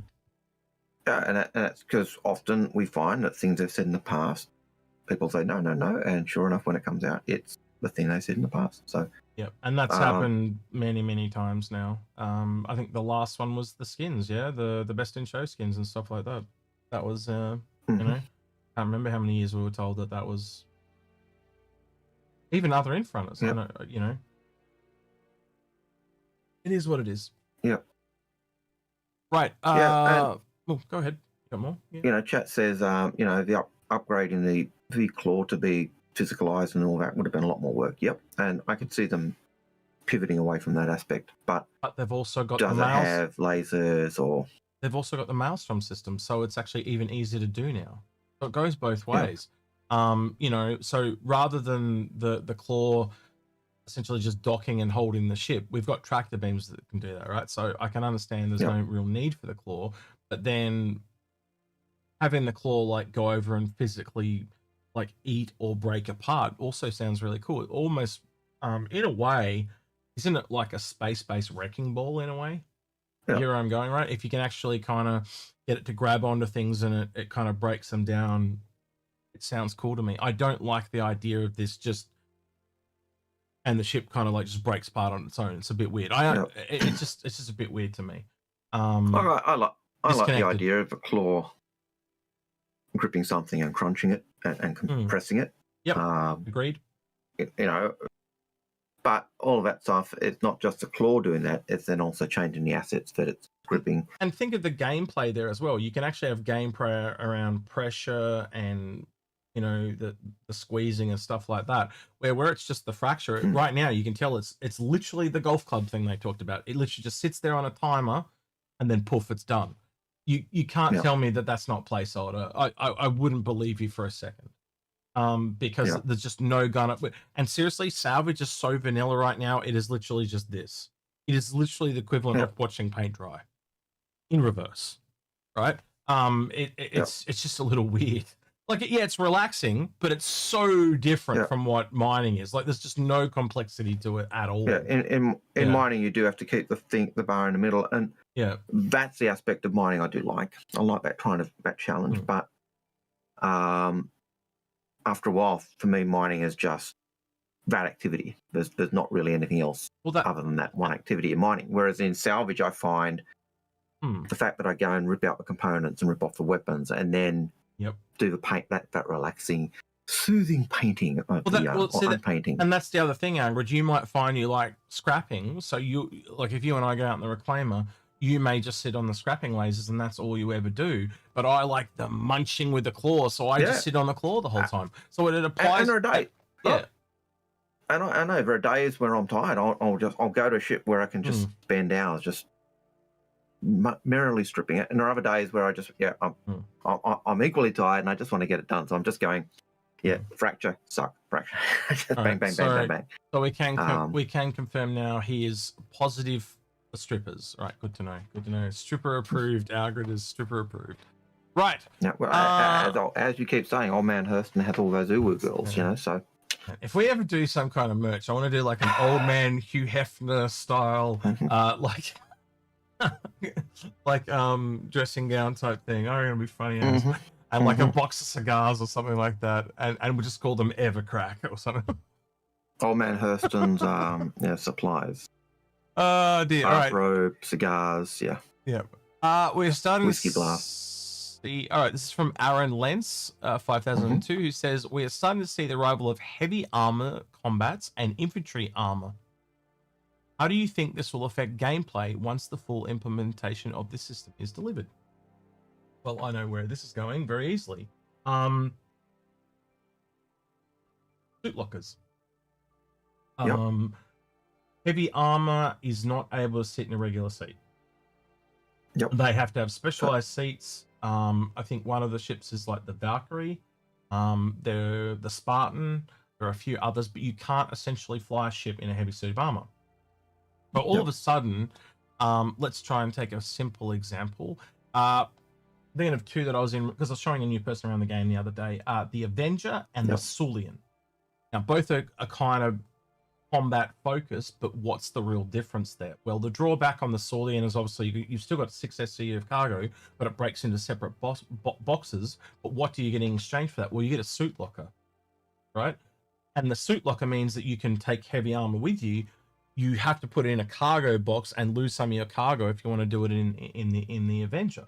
So you can technically do it in both, but I can literally just grab it and go. Like it's a click of a button and my character puts it on, and it's a saved loadout where I'd have to go into my loot and put on the individual items. And if you're in a combat scenario, well, that's not very. Your ship's getting shot at, or you just want to get out and you want to go. So you can see that suit lockers aren't a complete waste of time.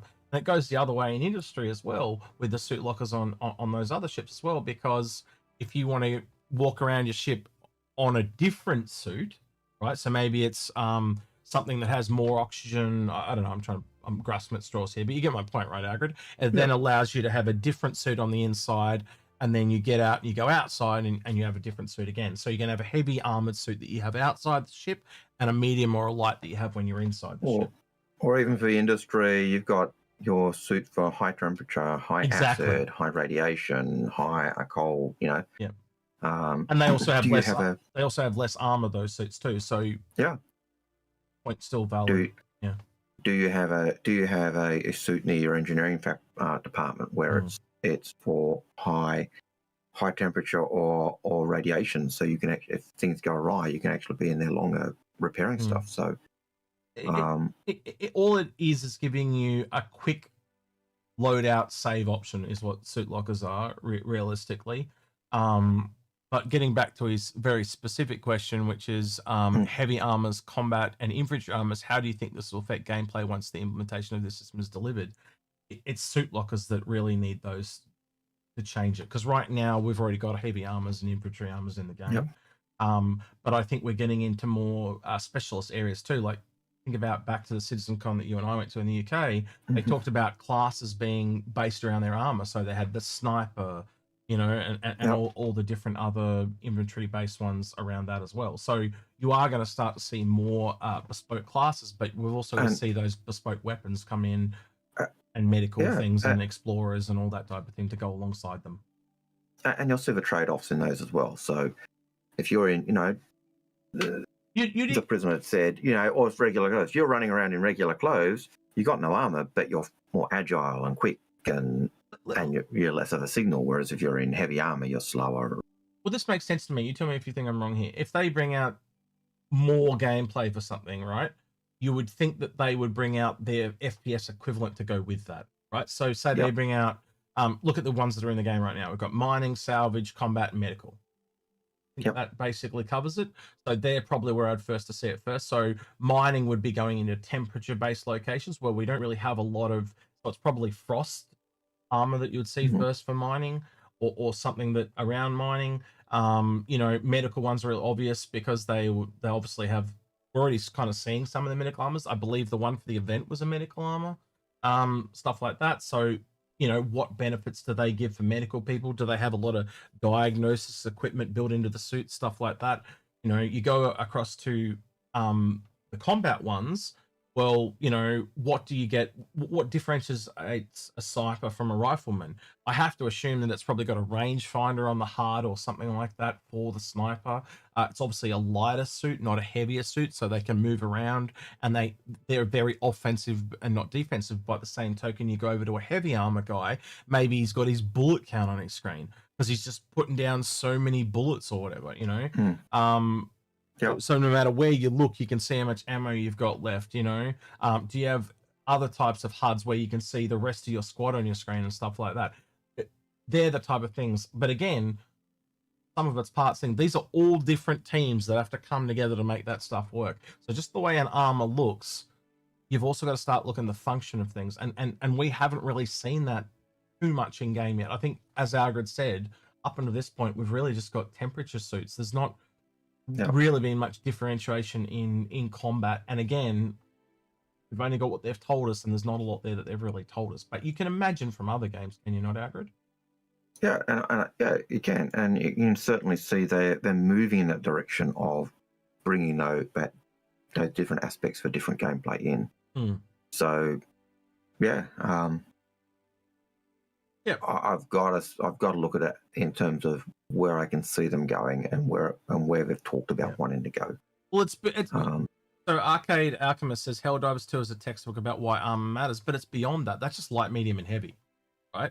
It's what's the difference between, again, you can look at Helldivers, let's use that as an example, is they all have different types of powers, right? So there's the one that gives you extra stealth. There's one that, makes it so that you take less limb damage. You don't bleed as much. You can have more ammo. That could all be a part of Star Citizen. And even if you take two military heavy armor sets, for example, what are the differences between those? What are the differences between the manufacturers? Does one carry more ammo than the other, but it's actually slightly less armored, so it actually starts to be more like a medium armor than a heavy armor? It's like the ships, right? There are these gray zones where there's a hard line, but the one right at the edge of the line and the one right at the edge of this line are very, very similar. Yep. And then you've got the aspect of technology in suits. So you're going to have the mechanical suits versus the more battery-powered suits, and that's going to have an impact on gameplay as well. We've talked about this before. Like if you have a Drake one and it's a lot more like runs on fossil fuel or something like that, but it's immune to EMP.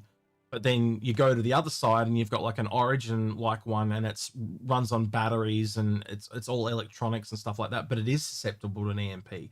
But the Drake one, I can just run up and put a stick in it and the cog doesn't work, And I'm giving a very simplistic. Very simplistic approach to what I just explained there. And that was one of our approaches to Titan suits. But it's the same for armor. You'd have to assume that there are similar strengths and weakness to all of them, because how does it work otherwise? What is the point of differentiating them beyond that level? And they've got to be pros and cons to everything. By the same token, like I can look at the them as well, and some of them might have more resistant to heat and others have more resistant to cold, stuff like that. The more money you spend on something, the more it gets, but the more it costs to repair, the more that you've got to pay for insurance. Where if I have something cheap like a Drake one, I can just pay a little every time, but it breaks more frequently because it's not as good. So as always, 9 times out of 10, it's going to be the stuff in the middle that is going to be the best place to aim.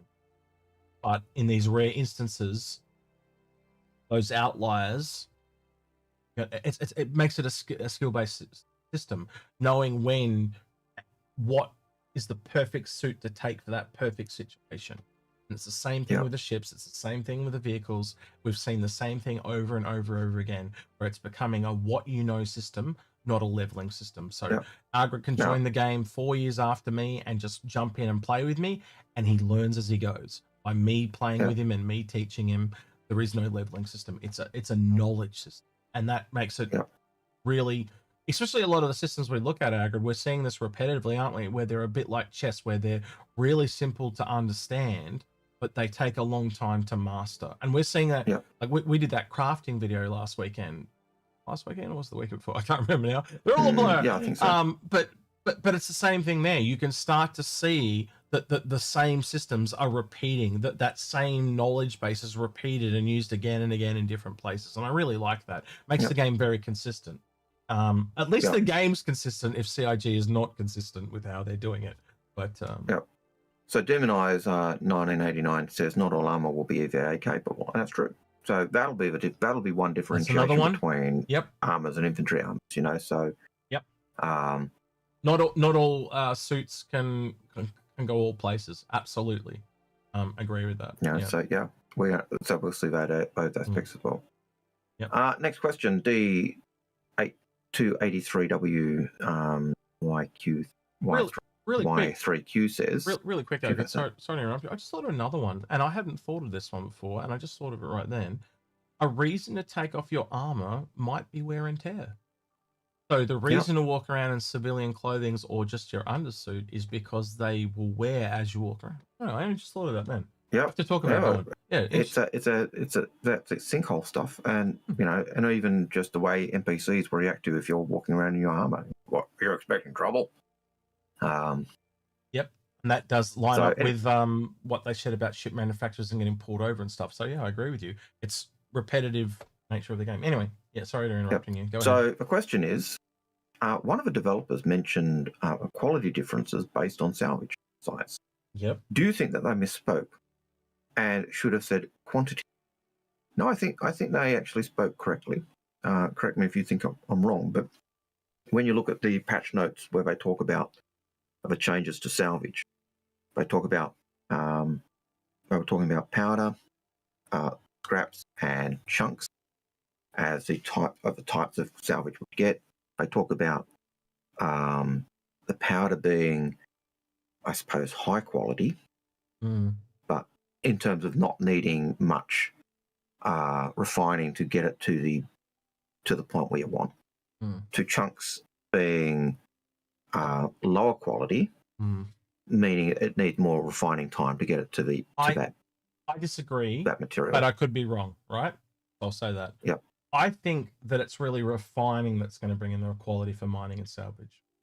Because, and one of the things, John was around, he's gone now, but I could ask John, but is when you go into the refineries, there's only like 3 or 4 choices that make sense right now. And then if you kind of look at it and start to add quality, and there's different levels of qualities, it starts to make a lot more sense to have that many. So I think that's where it's going to come out.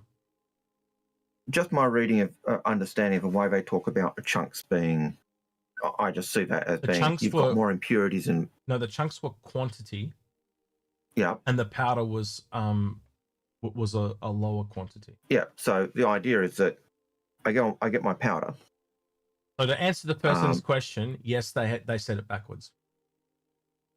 I agree with the person that asked the question, basically. If I had the post, I would bring it up. But say what you're going to say, Algared, sorry. So I think it's both. I think the ships on size, a small ship's going to be doing the powder because it can get the stuff that is takes less to refine to get it to the top material. That's why you're getting that much. You're not losing much in terms of your refining to get that top tier stuff. But you're limited. Whereas the bigger ships are doing quality, not quantity. So are doing quantity and doing masses. but that takes longer to refine that down. Now, I'd have to look at the way when I'm refining stuff in mining, how much I lose or otherwise. But it's certainly, So I this have is 8 SC of something, it takes less time to refine it down hang higher. on. So this is the post that we used, and it doesn't mention anything about quality. No, and that's why it just talks about quantity. And if you think about the real world, right, it all has to be refined, right? So once you melt something down, don't matter. That's why it all turns into construction material, right? And it's all refined. But once you then refine that construction material, that's where the quality is going to matter. So that's what, like, just based on logic, I don't think it matters. Yeah, and that's why I think it's basic differences. So I mentioned quality differences based on the size, and I think But just reading here, it's okay to be wrong, Agrid. It's fine. Look, we'll just read it here. Look, powder, highest density, lowest yield after refining. So it's got the lowest yield after refining. Fastest refining reprocessing time. Scraps, medium density, medium yield, and processing time. Lowest density, highest yield after refining, longest refinery process time. And I think the part that's missing here is what is the quality, and the reason it's not mentioned is this is a salvage design doc, not a refinery one, and it makes logical sense that you refine to a quality level as well, because there'll obviously be diminishing returns, because if you need it way up the top, it probably takes as long as it takes to go from medium to high, but you're only doing like you know how it all floats to the top, you know the when they do the refining stuff and they got to scrape it off the top, but you probably lose more trying to get to a higher purity as well. And that's I think that document picking up the high yield stuff is picking up at what's happening in the refinery aspect. You're getting more out. Well, we haven't even got into refining yet, because like, can you do multiple steps in refining? Can you just do a low refining thing that gets rid of 90% of the stuff, and then you refine it again and it does medium, or do you just go straight to the high one? Like, again, there's things like that are going to be pros and cons, and I reckon that's what refining is going to turn out to be a little bit. It's a numbers game, because again, you look at the low, medium, and high in here, and I see that kind of transferring over a little bit to the refining. I think in that document, you're seeing the refinery step come in as being a key aspect of it. So yes. You've got the high density of a low density. The powder doesn't low density, whatever that they're referring to that. But you're getting low yield when you're refining it. Whereas the chunks, I'm reading. Arcane, so I'm being distracted by Arcane Alchemist. Is saying the Expanse better come this year. You and I have talked about this, haven't we? We don't think it's the Expanse coming. We think it's going to be something in the middle. And it's a new ship. We've seen this time and time again. New gameplay feature, new ship. And what have we got in the game right now? Well, we've got the large galaxy with a module, and we know that's coming. And you got the Expanse. Why do that when you could, perhaps, I don't know, they're working on solid outland ships, as an example. A medium column solid outland ship that does refining. Just throwing it out there. Not saying that's the case. But I think you're far more likely to see a new ship around it than one that we already know about, personally. Yep. Look, I could even see them just doing a building, and the building is your refinery. You put a building down, it's a refinery. I did say taking the station stuff straight out. I've said that in the past, but I still think you need a well, because crafting's coming before base building, right? So they need refining before they can get to base building. It's got. I thought it was going to be base building. Now crafting. Well, base building's been delayed. You can tell the forge has been delayed. The pioneer, therefore, has been delayed. So that pushes that down to the end of the year. Well, if crafting's literally coming in 4.7 or by mid-year, right? Then you need refining like right behind that, because otherwise everything's bottlenecked through the stations. Yes, I was going to say, but you can do refining through a station. So yes, just. But it's severely it severely bottlenecks it. So you would therefore very quickly want refining. Also, if you think about it, you almost want that before base building becomes the one, because it's even worse if you've got base building, right? So yeah, it kind of goes crafting, refining, base building in that order. You can kind of see their thought process now. But you know, if they pull out the Expanse Arcade Alchemist, I don't think we'll be complaining. We are just trying to look at it and predict what they're doing. And I think if you go back and look at previous ships where they've the last update to Salvage, Misfortune came out.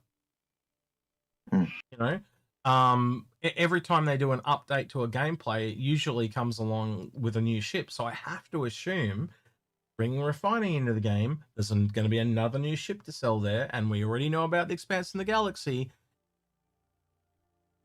I don't know, Algared, it kind of writes itself to me. I could do a poll. Give me a 1 or a 2. One for a new ship, or 2 for one of the older ones like the Expanse or the Galaxy. It would do a 1 or 2 poll. 1 for new ship, new refinery ship, 2 for one of the older ones. We'll see what they say. Anyway, go ahead, Algared. Sorry. Like, I know we're looking at the stuff with powder, scraps, and chunks. Parker's saying, they've changed that to...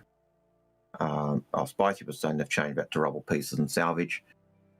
They've just renamed it in that document. They've just renamed it. It's just the same idea. When you look at that, you can see they've got three things that you salvage. One is when you refine it, it doesn't give you as much stuff. Whether it takes less time, but doesn't give you the biggest reward. Maybe because, and possibly it's just that if I sell my raw material of my powder, it's not much different from when I refine it to get in terms of value. Whereas the chunks, I get all that. When I salvage it, I get rid of all the other stuff, and the value goes skyrocket. I can't tell you what it is. I just know from what they've said, the higher yield in terms of value versus a lower yield. That gives you the idea of where they're going, I think. So Arcade Alchemist brings up John Crew did use the word expansive. He didn't have to. No, but he probably just used the word expansive because the game is expanding. That's what. Again, I can look at it both ways. I understand where you're coming from. I really do, but that is a little bit of hopium copium because it can go both ways, man. So I kind of tend to dismiss that, and I look at what. You've heard the term "look at what people do, not what they say," right? You would have heard that, right? So I'm looking at what they're doing, not what they're saying, right? And if you look at the pattern of the history, you would agree with me, Algared. They tend to bring out a new ship with their gameplay, do they not? That is what they've done in the past. So I have to look at their actions, not what they're saying. Yeah, and the only caveat to that would be if there's a ship that's got that gameplay already. Then they may bring that in. But again, as you said. There's usually a new ship that fleshes out that professional gameplay. I'm pointing on my screen here, so it's probably over there for you guys. But as Parker says here on our screen, Algared, John and Ocean 911 says the same thing. John is an absolute troll. They trolled us. John likes to troll. They trolled the fuck out of us, right? So if they're doing that to me and Algared, they're definitely doing it to all you guys. That's all I'm going to say. So yeah, at the end of the day, I would wait and see. And I'm going to also say, if you look across our screen, Algared, you can see I'd say it's almost a 50-50 split between the 1s and the 2s. It's probably, I really can't call it. It's pretty even to my eyes. But at the end of the day, wait and see. But the pattern or the history of it is that a new ship comes with gameplay. And I would also argue that, say, a new ship does come along, I don't think the others would be too far behind. Look, for example, having multiple refineries is a good thing, right? Because you've got, obviously the Galaxy is coming, right? So that means at the very least you'd have whatever ship comes and the Galaxy, right? And we know they're working on the whole B. Does that mean they're also working on the Expanse? I think that could completely be a possibility. But I also think we know they're working on new ships, and we know that we need a few more industry ships from Sinu. So I'm not going to rule out any of it, right? That's why I think the vote is so well split, because I can see it going both ways. Well, here's something that ties into that whole refinery discussion. I'm pretty certain I heard, and please correct me if I misheard, in the video where they're talking about the Moth. We ripped out the engineering section to put in a refinery. So it has a refinery. Now, are they meaning it is just the tools which compress things and put them into boxes, or is it an actual refinery that's going to be coming in? Well, it was sorting on the mole, so essentially you're pulling out the sorting system to put in a refining system, and you can see that when you go along in that corridor. It is it's got an engineering terminal now above the front cab. What is it? The front tractor beam, the scraper. I keep going to say mining laser, but it's not a mining laser. So I was trying to remember what it was. But it's a scraper. Front scraper, right? It's on the top of the ladder, but previously they were on the sidewalls, and they're not there on this. They've got all these refineries, like 2 dedicated refineries with the little things that craft the tools and stuff, and they can also eject the boxes out onto the grid. So you can see how it's happened. But I don't disagree with you, Algared. It all kind of lines up and makes sense. See, I think the refining is more important than people have kind of realized. I don't like the idea of a choke point. Like, just put it this way: how many refinery stations are there in the game? Not every station does refining. No. Right. So think about how it opens you to piracy straight off the bat. Drastically increases the rate of piracy and stuff like that. And how do you relieve that instantly? As soon as there's a single ship that can leave a station, it's just, even if it's tier 0 and it is literally, when it's the same thing as it just sits there and waits, but like speed is greatly increased. Like, say it's like 25% of the time. So instead of taking 100%, it just takes 25% of the time because you're doing it in your own ship. Bang. And even if you've got to sit there and do nothing, and that's tier 0, that still fixes the problem of that, and it gives them an advantage because it's going to be quicker, so people will pay them. And then you come back and add the gameplay to it over time.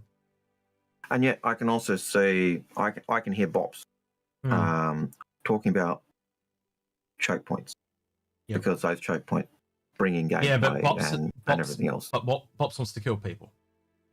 Yes, Bops is picking up that PvP aspect. I know, but I can see Pops is not going to get what he wants until they put the scanning in the game. By the way, scanning is not far away. It's literally on the roadmap. Look, actually, we can go over and look at that. I did have it open earlier. If you go to what was it, this thing, the monthly report, they pushed a few things back, but one of the things that are there is this FPS radar and scanning. That is a massive big change to the game. That is where the core gameplay loop kicks off, where bad guy can find someone with something of worth, whether it be cargo or whatever, and that means instantly you're going to need escorts, right? So all those PvP people that are going for PvP right now, and you tend to see it through Piracy, that group splits in 2, and you have good guys versus bad guys, so to speak, and we are off to the races, ladies and gentlemen. It becomes even more. I can see that the FPS scanning and radar becomes even more pertinent, because that is, I'm walking through a station. I've got a bounty on you, and I can scan and say, oh, that's him there, right? Hit him with my cattle prod, incapacitate him, load him onto my little hawk, and off I go. Yeah. And just to clarify, this is not just FPS radar and scanning, because you read it now. Introducing improved signal systems supporting much greater distances and dampening of signatures by environmental interference and larger signatures. Improved scanning driven by the same signature system as the radar and ping. Available in ships, ground vehicles, and FPS. We are off to the races, ladies and gentlemen. That is the start of exploration. That is what that is. Fundamentally, that's exploration tier 0. And it is going to be huge. Bounty. Right after that, you're going to see exploring gameplay come in. You're going to see, as Algared said, bounty hunting gameplay come in. You're going to see escorting come in. That is probably the single biggest thing that you're going to see this year, that is just going to improve all these things. Like more like crafting brings in items, but we've already got items, right? It's just making the items yourself. You know, that probably the biggest thing I've seen. Yes, it's going to change so many things. And I don't think people realize how big of a deal that's going to be. If you want to get a sense of how much we think scanning will change it, just go look at our history. I'm sure there's about 4 or 5 videos. Way too many. Way too many at this point. Scanning changes stuff. And even look at I think we did an episode with we've done several episodes with we've done it with many people at this point.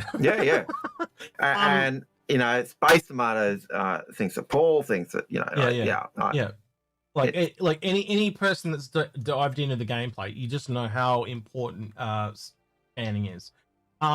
You've made me forget what I was going to say now, and it was important. I'm sorry. We're already seeing changes to scanning in game. So you'll remember, Algared, when we went into the Hercules and we're using the tractor beam, when we were looking at the boxes, it had already scanned them and was telling me the contents of the boxes. So it is already starting to be into the builds already. So that's how I knew it was coming, and I was getting really excited about it because I was seeing it in game. And a month prior to that, the system was fairly broken. That's another way you can tell, because it tends to break and then they put the new stuff in. Well, another example is how bad has the infantry system been over the last month or so? Whoa, surprising. That's on here, I'm pretty sure. Inventory rework right there. Right? And there was an Evocati test for it. And we need to talk about that as well. I didn't even, I totally forgot about that. I did want to talk about it this week. Wow. Game changing. Quality of life improvements across the board. Just how easy it is to put the armor on, and the leak pictures do not do it justice, right? So I'm gonna deliberately use one of the leak ones because then I can avoid trouble. So I'm gonna open this one, right? So this is one of the ones from the leak. Now, what they don't go into, because they've just grabbed this and gone, oh cool, post the picture. They don't show you these ones, and these are some of the coolest ones, right? So these are where your weapons go, right? But they're all dynamic, right? And that's what makes them so cool. So if I chuck a rifle here, depending on what attachments the rifle gets, the second half of it turns into those attachments. So say it allows me to put on a sight, a gun barrel, and an underbarrel, right? And then I can then drag those over and drop them onto one of those squares. And they fill in the holes for that thing. Yeah. And that's really great. So if you've got half a dozen... So essentially it's a parent-child system that dynamically works through the HUD, which is great. So if you had an attachment that could attach to an attachment in the future, you could literally have it parental down in the HUD. I think that's really cool. Look, I think it's a great advantage of that, because I've got several rifles that are the same sitting in my inventory. Which one have I got the attachments on? Yeah. It is so frustrating. It'd be really cool if there was a button you could click that filtered the other. I don't think there is, but like a button over there that changes it, like that's between the two, so it just filters it to all the things that can be attached in here. That would be sick. That's the only other thing I can add. But if you kind of want a rough preview of this, right? The closest thing I can give to in-game right now is if you look at the icons up there, they're exactly the same as the icons on the cargo lift elevator. So that's already in the new kind of system. So if you kind of want to see a little bit of what it's like, but obviously the icons, as you can see over there, are a little bit smaller, right? They're a lot bigger on the cargo grid. So again, they may go back to the cargo grid one and change that as time goes on as well. But I just thought this is just really cool things like the filters and stuff like that. My only concern at the moment is some of the icons. So like you can't quite tell what an object is, but as soon as you kind of mouse over the object, on this part, hang on, I'm gonna go back to the browser. On this part here, it brings up a full description panel of what it is. These little small circles here, Algared. So say instead of trying to put it on my character and I drop it on the floor or something like that, you can drop it on this circle and it just goes on. You can see there how it clearly labels out all the different ammo, your med pens, and all that type of stuff. Like it's just all drag and drop into these little circles, and it's just so much easier to understand and apply things to your character than it was. You've also got your character, and then you've got the location. So some people have to get used to these tabs up here, but it allows you to kind of essentially change sides. If you want to change sides, you can do that. So the system really opens it up to lots of different things. They have really thought it through, and as I said, the only thing I can think of is some kind of thing that you click here that applies filters on the other side. And again, you can still go over there manually and click attachments, but it'd be really cool if it was they were connected somehow. So you can just click a button and it says apply filters, and it just goes bang and applies the filters so you can find just the shit you're looking for. Yeah. That's the only thing I can add. I was looking forward to in the review of the inventory stuff is the fact that you know, if you had a box sitting next to you, you could actually click on that and open that box up and then put stuff in or do vice versa. So those quality of life aspects are really important. And even something on the floor you could drag and put it into a box. Now I speculate, like you've seen, you know, the size of our components. If you've got a 16 SU container, if I can put my salvage components into that container using the inventory system, that means I'm saving a lot. I can be a lot more efficient in my storage of salvage parts or stuff that's in my inventory or whatever else. So well, this is also a lot lighter because it's just using images. It's not using 3D models and stuff, but it would have been cool to have some kind of way to preview the item before you put it on. So like maybe if I hold down middle mouse or something on the square item, it zooms in on it and shows me a close. Because like, for example, I'll just give you, and I'm nitpicking here. I know I'm completely nitpicking, but say you had 2 undersuits and they both look white, but you want to see what difference. And you zoom in one and realize one's plain, the other's got a camo on it.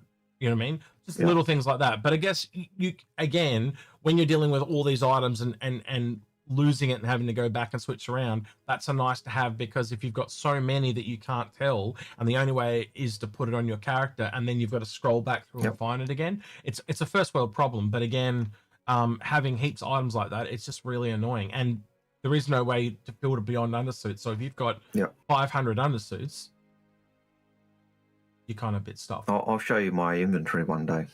I've got multiple pages already, Algared, so I know what it's like. You think it's going to get better or worse when we get in game? That's at one station now. What's going to be like when it's over multiple stations? Man, it's already scary. But yeah, first time shouter. Frozen Fire 7 says, "Hello, gentlemen." Hello, Frozen Fire. Lovely to have you. Hello, how are you? He's a parrot. Hello. He must be Australian because we drop our H's a lot. Bob said it yesterday. Hello. Instead of saying very English. Instead of saying Hermes, he said Hermes. Hermes, yeah. I picked up on it, and when I put it out, they went, "Yeah, he did too." Hudson, we're out age. Yeah. You remember Ernie Dingo? He's an Aboriginal guy that used to do the TV show Holiday, and he'd go every night at the end of the show. It's just saying, "Hope you enjoyed the program." And he'd go, "Hope you enjoyed the program." Every time. Hope you enjoyed the program. On holiday. Yeah. Well, that's typically Australian. You know, we're yes. It's often claimed that we don't enunciate. Yeah, we're lazy bastards. So that's true. Yep. Right, next one, Algared, when you are ready. Stitchblade 1133 says, "Do you think the Reclaimer could get an advantage with the drones and having limited build and or repair fee?" Do you think the Reclaimer could get an advantage with drones and having build and I think having repair or build drones? Yeah, I think the drones. I'm assuming. I think the drones are mainly going to be used for going inside and getting out components and stuff like that. Obviously, it's going to have an advantage to smaller ships as well. There's like just talking about what we were talking about before. There are also these talked about features like let's look at the Vulcan, right? We know the Vulcan can refuel and rearm. Don't you think you're going to have to take the ammo off a ship before you take it out? Aren't you going to have to take the fuel out before you crunch it? Because if you crunch it, it's going to explode. And CIG have talked about that many times. You know, you want to take the weapons off and the fuel out and the components out because they go boom. And that proves mine and Argo's entire point that there are just features that they've talked about that are not in the game yet. You don't take any fuel out of a ship right now. You don't strip the components and weapons off it. Most people just eat it whole.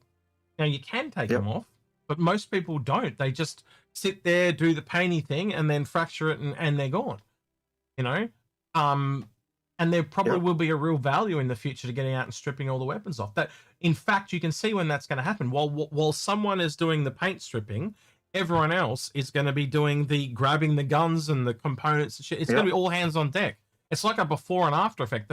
The breaking it down thing is the second part. It's a two-sided coin. You know, you're essentially stripping the whole thing back. It's like look at a house of renovating a house. You take all the furniture out. You take all, you break it down to its disconnect the electricity, and all the gas, and all that, and then you kind of like strip all the walls out. And also it's, I guess you could take the analogy of knocking the whole house down too, right? You'd knock the whole house down, you go right back to the foundation, and then you build it up again, and it's the reverse. So it's exactly that, right? And we just don't have that right now. We've got parts of it, elements of it. We don't have not all ships have components yet, right? So they're going to want every ship in the game to kind of be in with their components before they start to really come back and work on salvage.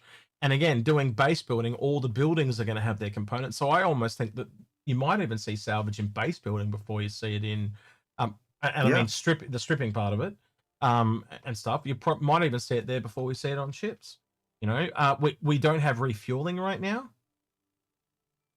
So you'd assume that refueling has ties to salvage as well.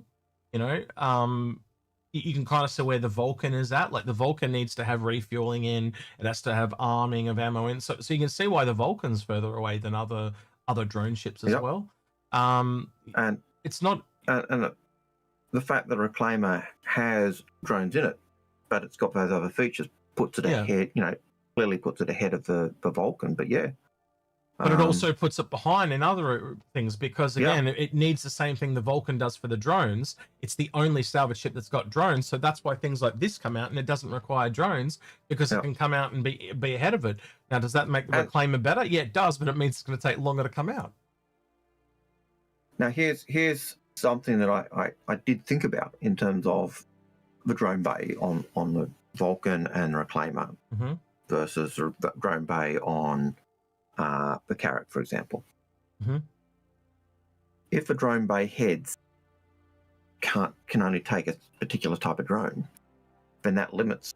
You can actually limit what type of drone is on the ship. So you can limit the Reclaimer to only a salvage drone because the bay does not fit the repair drone or the the exploration drone or so. Well, again, being 4 drones, I don't think they'll all be salvage. I think you'll have different types. You'll probably have one that's for scanning to find everything. So it'll probably go in and find all the components and stuff like that and see if they're even worth salvaging. And then, you might have one that works just on the outside and maybe it is a paint stripper variant. Again, only being 4 drones, I can tell you now that it's probably going to come down to a player choice thing. Is there a drone that is more like a multi-tool Algared, but it's not as efficient or great as the others? You see where I'm going here, right? It literally can be just like the ships and vehicles we have, pros and cons to all of them. And a ship that loads ammo, theoretically should be a ship that can also take the ammo. Agreed. And a ship that can load fuel should be a ship that can also, that should also be something that can take fuel. Yep, agreed. Because it's the flipping the coin. So in a pinch, can the Vulcan come up to a wrecked ship, pull out some ammo, pull out some fuel, and then go off and chuck it into the same ship that's totally functional? Yeah, like there's so many little things there to answer. And I would hope that is the gameplay that the Vulcan can do.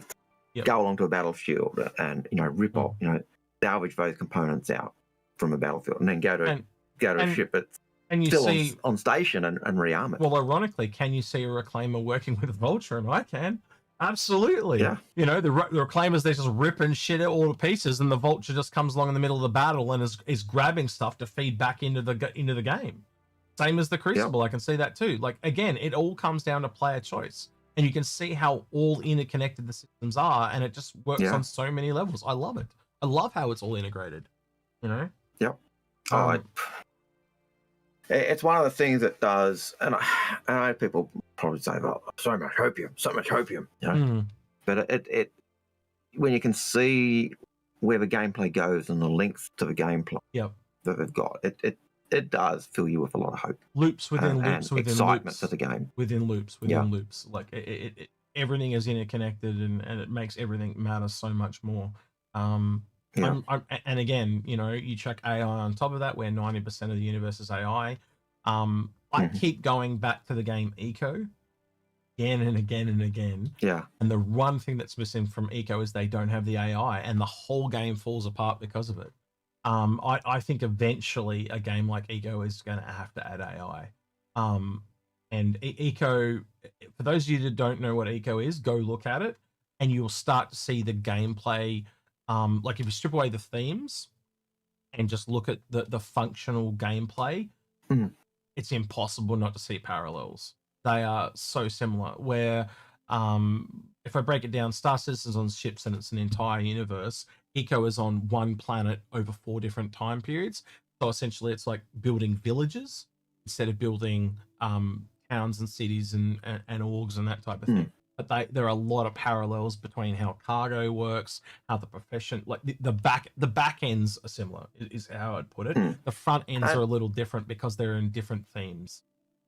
Yeah, and I also see the parallels because Eco is a game where I always find it difficult to play because not that the game's difficult, but it takes so much time. It does. It's a lot of time, and everyone has to be dedicated because there's no AI.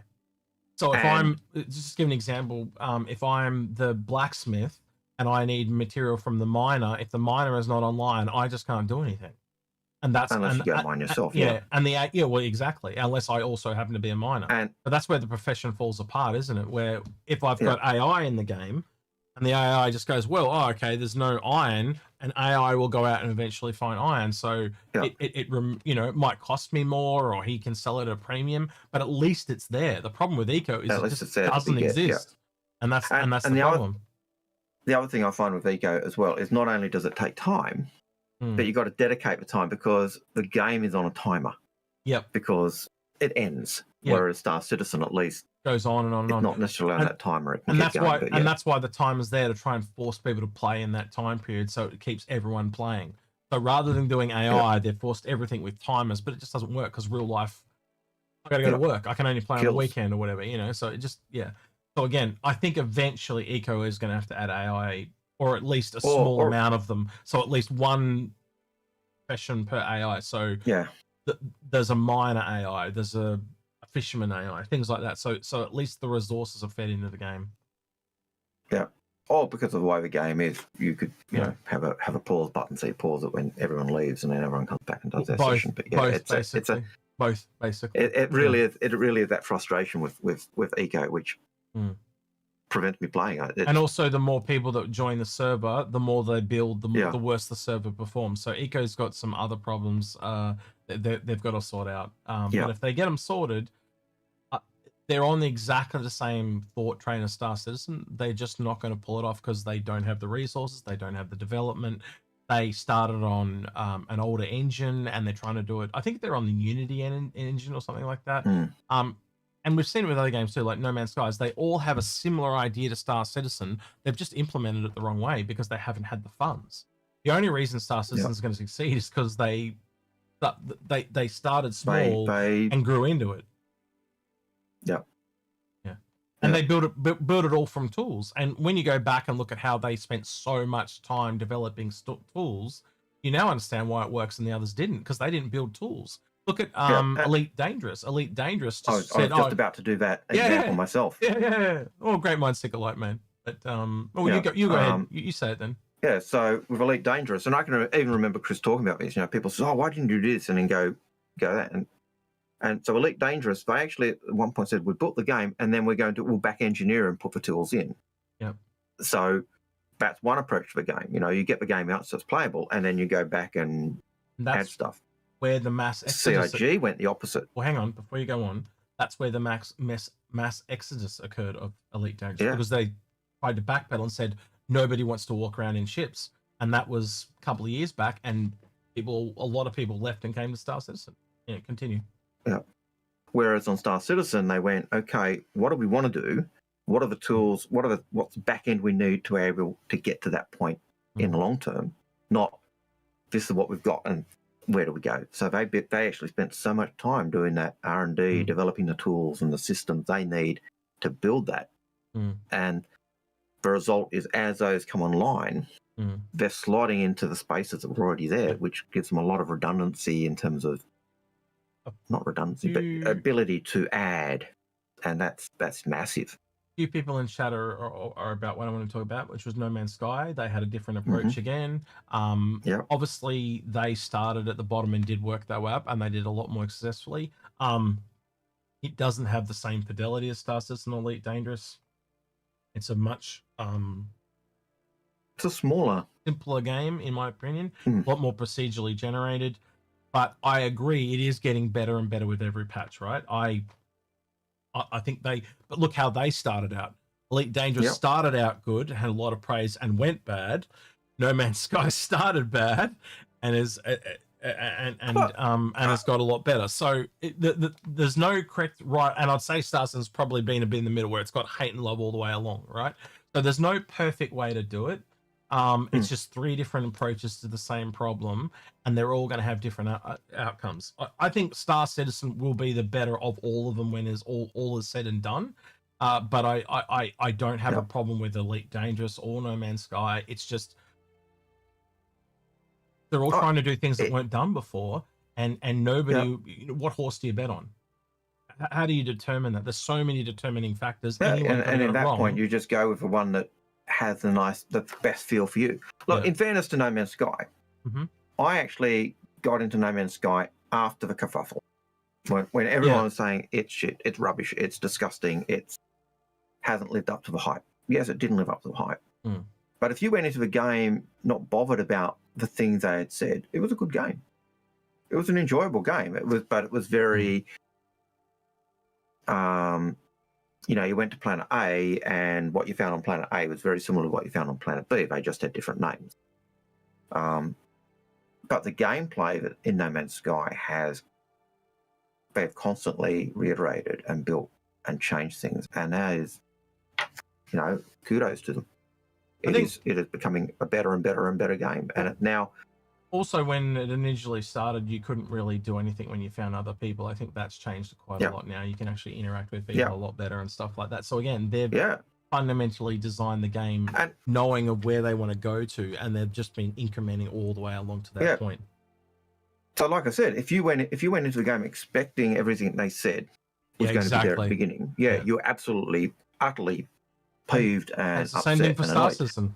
It's exactly the same thing. But if you went in, if you went into the game saying, okay, let's see what the game actually is, it was good. It was a good single player game. If anything, No Man's Sky just reinforces what Star Citizen can be, if you think about it. Like you can change and add things, but Star Citizen spent all this time building the tools so it can roll out all these worlds and roll out everything really quickly. And again, when everything's interconnected, like, as we said, Salvage and base building and all that, and they're all interconnected. As one comes up, they're all going to start to come online at roughly the same time. That's why they're saying things like John Chris saying this year's going to be really expansive, because there's a few gameplays coming online together, and they're going to just change the entire landscape of how this game is played.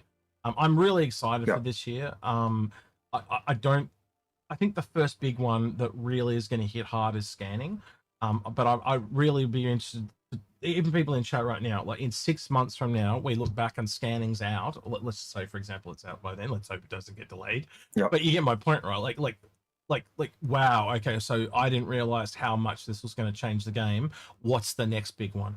And it's going to be bang, bang, bang, bang, bang. Because as you get towards that end of that development cycle, all the pieces come together, and it's like the jigsaw puzzle approach that I've talked about so many times with your Algared, right?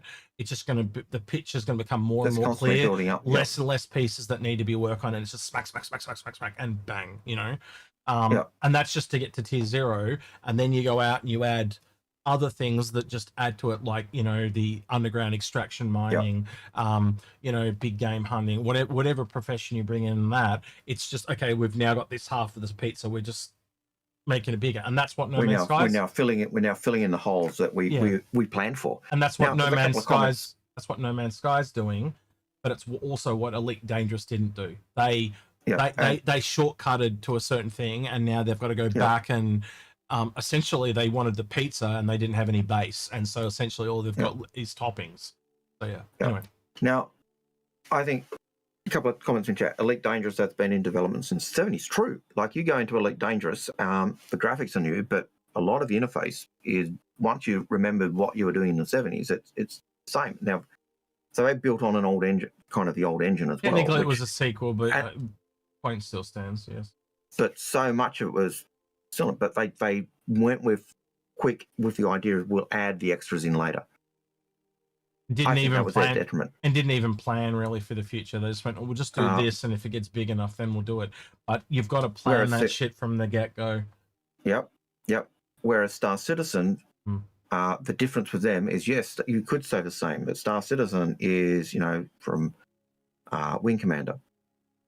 But it's different in that it's a completely different engine, and they actually worked on the development and said, these are the things we want, this is where we're going. So that the philosophy of development was totally different.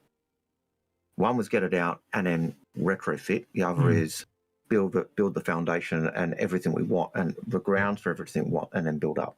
Yeah, one was get money so we can build. One was get money so we can build the game. The other one was got money. Build the game so we can get money. The other aspect that I think is also key and fundamental, and I think ties in a little bit with other companies as well, is the fact that CIG went tied to any game publisher. So they are their own game publishers, and for backers, we as the backers actually very early on in the 2013, 2014, 2015, that early 4 or 5 year period. Yeah. We as backers were saying to CIG, here is the money, take the time to do it right. How many times did you hear chats back in the day say, CIG said, oh, we can do it this way, and chat said, no, take your time, do it right. Time and time and time again, that was the thing that we as backers were saying. No, take your time. No, redo it, take your time, do it right. Give us the game that's working, not the game that's so broken you can't even play it. And there are times when I brought out a patch and it just didn't work. It was broken as it was a dumpster fire. But you look back from what we've got now to what we had back in 2013 or 2014 or 2015, or what was that disastrous, horrible patch? I can't even remember now. It is, you can't compare them. It's a completely different game, and 90% of it is because they built the back end first. Yep, that's it. So, well, again, like things like the dynamic server meshing, all those different pillars that they build. There's a lot more new tech in Star Citizen and No Man's Sky than I think there is in Elite Dangerous. Again, you're looking at 3 different ways the game's approached a very, very similar thing, and they all had different types of funding as well. Many different factors in there. Star System was the first one here, and ironically, it's going to be the last one out, type of thing. But I don't know about you. If you're making a bigger game, doesn't it take longer to cook in the oven? But by the same token, if you cook it in the oven for too long, it burns. Look, I tried. So it goes both ways. Yeah. I tried Elite Dangerous. I enjoyed Elite Dangerous back in the 70s or early 80s. I actually was playing Elite Dangerous before I was playing Wing Commander, and I loved Elite Dangerous. But Robert, hang on, I hated it. I've got to stop. New version. I got to stop. Robert, you're wrong. Unseeable thing is correct. You're wrong, Robert JT. Unseeable thing is correct. It's all scanning. Go read the look. I'll bring it back up. Yeah. It is all scanning. God. Yeah, no, it is all scanning. Here it is. It's instancing, ship landing services, FPS radar. I'll bring it up for you, Robert, so you can read it yourself again. Make sure you read the screen, Robert, because he's wrong. He's right. It literally says applies available in ships, ground vehicles, FPS, all of them, not just one, all of them. So therefore, it is utterly game changing. As Algared said, it's going to open up bounty hunting, exploration, escorts, like it's night to day. It's full on. Yeah, full on. Big. We've been talking about scanning, as he said, for years. And I keep carrying on about. I've been carrying on every time. Last 5 years, I think. But And every time we've said it, we've said how much it will change everything we do. Yep. Totally. Your voice there, Algared. You went down to grouchy Algared there for a minute. Call it a frog, right? All right. Indeed. If you're ready, Algared, next question, please, sir. Okay, the next question is from Raygun 972. He says, "Do you think there will really be a refinery in the Moth as they stated in the BTS?" Yes. Because that's what they said. Yeah. Like no. News at 6. They're lying to us. CIG tells big fat lies. No, that is their intent, and they'll do what they intend. I think the question will be what exactly or what level of refinery or how much are refined, what quality of stuff is going to be the case. But it's a refinery. A lot of that is still vague at this point. Yeah. Yep. And I think that part of that is because they're still building it. They're still working it out. And being up refinery, clearly it's only doing construction materials. Like you can only do one thing in it and that's it. So it's probably built just to do construction materials and nothing else. And I would expect the same thing to happen in the Reclaimer, by the way. But yeah. Yeah. Look, and it makes perfect sense. You're salvaging, you're doing all that stuff. The refinery is just doing salvage. Yep. Just doing building construction materials and that's it. That aspect. Steve the Dancer says, "Do you think we will get ships to harvest minerals underground and gas clouds?" Absolutely. They've actually stated that, and that's some of the ships that we are looking forward to, and there's evidence of them in game already or slightly out of game. There are screenshots of the Prospector doing underground mining when it was concepted, and then they said it doesn't do that anymore, but they reconfirmed that underground mining is still a thing. We've now heard of 2 ships that kind of do that, the Pioneer and the Forge. And then to go to the other ones that you were talking about is the Starfarer. The Starfarer is a gas collector. And if it's a gas collector, that means that there's going to be other gas collectors. It's a large ship, so therefore you could get a capital above it and a couple below it. Yeah. Absolutely is the thing. There's unequivocal proof now. Anything else you want to add to that? And go ahead. Yeah. Well, so if we look at these things they've showed us on buildings, and even in the last thing when I'm talking about bases, and they had refineries for liquids, solids, gas. Wait a minute, Argo. Are you telling me you want to make a room for collecting your farts? Is that what you're trying to tell me? You want a gas collector room? I'm hearing it. I'm hearing it. No, I did say they've got refineries for liquid, solids, and gas. Now, if you've got a refinery to tell me you're a refinery? You are a refinery? Is what you're trying to tell me? You're refining your own gases. Is what you're trying to tell me? Oh, yeah. So where this is going. Yeah, we gather methane and we refine it because it's a cheap fossil. Sure. But I think you're high on your own farts, but okay, keep going. Yeah. But if you have a refinery that's doing gas, that tells you that there's going to be a resource that you have to put into that refinery. That means you're going to have a ship or unit that's collecting that resource. So if you're refining gas, you will have something that gathers gas. Yeah. You're gathering liquid. That means that mean it's going to be a liquid gathering device, whether it's oil or waters or so I fully expect we'll see gas refiners and underground minerals and stuff, because we've already said about the underground, but the gas clouds, fully expected. Just because of a refinery focus. Okay, Raygun says, thanks for answering the question. There's quite a debate in the French community. Pioneer will collect gas too, if I recall correctly. Well, if you can collect gas from underground, then yes. Yep. But I would assume you would agree with the statement, Algared. I don't see you going out in a Pioneer and collecting gas from a nebula or a planet. Yeah. But if gas is able to be collected from a node under the ground because it's underground extraction, 100%. Because I think same with liquid. What I think is going to happen with underground mining is it's going to be liquids, gases, and solids, and on the surface is just solids. Yep. Unless they also then add geysers and shit like that, right? And we haven't seen that yet. And how? You tell me, Algared, how do you collect a gas from a geyser with a laser? Yep. So does that mean we have other mining heads to come? Yep. I don't know because they've never elaborated on that. But if you could actually, because then again, look at the mole. Look how interesting the mole becomes all of a sudden. I said, well, you're always sitting there waiting. Well, if all of a sudden one of those mining heads becomes a liquid or gas extractor one, not waiting as so much anymore. And also maybe you don't need as many crew. You just have someone swap seats. Now here's a thought that I just had. If you've got a vehicle like the Fortune with its ground extraction, and you've got a geyser, if you land on top of that geyser with your extraction... You mean prospector, but I get your point, yep. Well, whatever ship is the ground thing. If you land on top of that geyser and kind of cap it, then you're automatically just... Well, that's could be mining. Ground extraction, yeah. Ground extraction using the liquid form. So I could see the Pioneer kind of doing that. Yep. But as you said, but it's on the surface.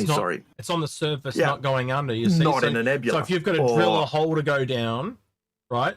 That's underground extraction. But if you're just sitting on the surface capping it, that's what I'm saying. Or is that another set of ships again? This is where the question, and there's all these grey areas because things don't quite line up right. We know geysers are a thing. We've seen them on moons like Selene as an example, stuff like that. So there's still some little questions out there. You know, are there different types of gas collectors, right? So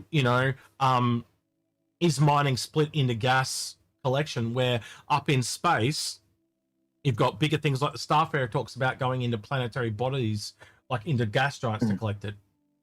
Does that also mean there's a bigger one than that, like I called the Nebula, where it just eats entire nebulas like the Orion does? Then you go down to smaller ships. Well, yes, they can go into a planet as well, much like the Starfarer, but they can't collect it on the same amount. So how do you make up for that? Well, they can go down onto planets just like a Starfarer can, but it can't do it the same way, and they just cap geysers and do it. So is there some kind of crossover between gas collection and mining at the bottom end? Kind of like how the Orion goes up to the top. Does it go the other way down for gas collection? I don't know. We'll have to wait and see, right? I just don't know, because they haven't really talked about... We know it's a thing, but they haven't really elaborated on gas collection, have they? So it's a big, massive question mark. We can connect a few dots, but we can't say with any... Like, again, it's not speculating. It's just something that they haven't detailed out. So it's very loosely connected dots, I guess I would say. You know, it's like there's maybe 3 connections instead of normal. Like, it's not like a suspension bridge where it's so strong we can walk over it. You know what I mean? I wouldn't want to walk over it at this point in time because it's a bit flimsy. Now, Sandgroper. Yep. I know you miss the old days when CIG thought the Starfarer was going to do gas mining, but it's still there. Yep, it's still there. If you look at the Starfarer, it's still got the gas scoop. Still got the scoop for collecting the gas. Gotta remember, it's still got 2 refineries at the back. They've never come out and said the Starfarer doesn't do it anymore. That means it hasn't changed, according to Ben and John. I also just want to shout out to Wuxtree. Thank you for the sub there, mate. I did see it, but I didn't say anything. Yeah. You know, so and I was the same. We haven't seen agriculture yet, and yet we know there's farming. We've seen that hint in the buildings and stuff, and you same with science. And you've got the idea where you can actually harvest stuff when you find it in game. So science, big game hunting. You know, you look at the crafting system. All that what I've said about agriculture there. Like, think about all the trees, plants, animals. None of that's been talked about. None. Like, we know they're going into the game. They talked about animals. Yeah. And when you start to think it through logically, you start to go, there's just so much shit they haven't talked about. Like, we're essentially at a complete infancy. We are at the this little corner of the universe when it comes to gameplay. I'll just draw attention to one ship. Mm-hmm. The 890 jump. Yep. Now, why the 890 jump in terms of big game hunting or agriculture? Mm-hmm. It has a full kitchen. Yep. With freezers. It has a restaurant upstairs. Yep. Does that not tell you there is going to be an activity where I can go further, preparing food meals and selling them and harvesting and all the rare materials like the marbled and they talked about different wooden floors and all this type of thing as well.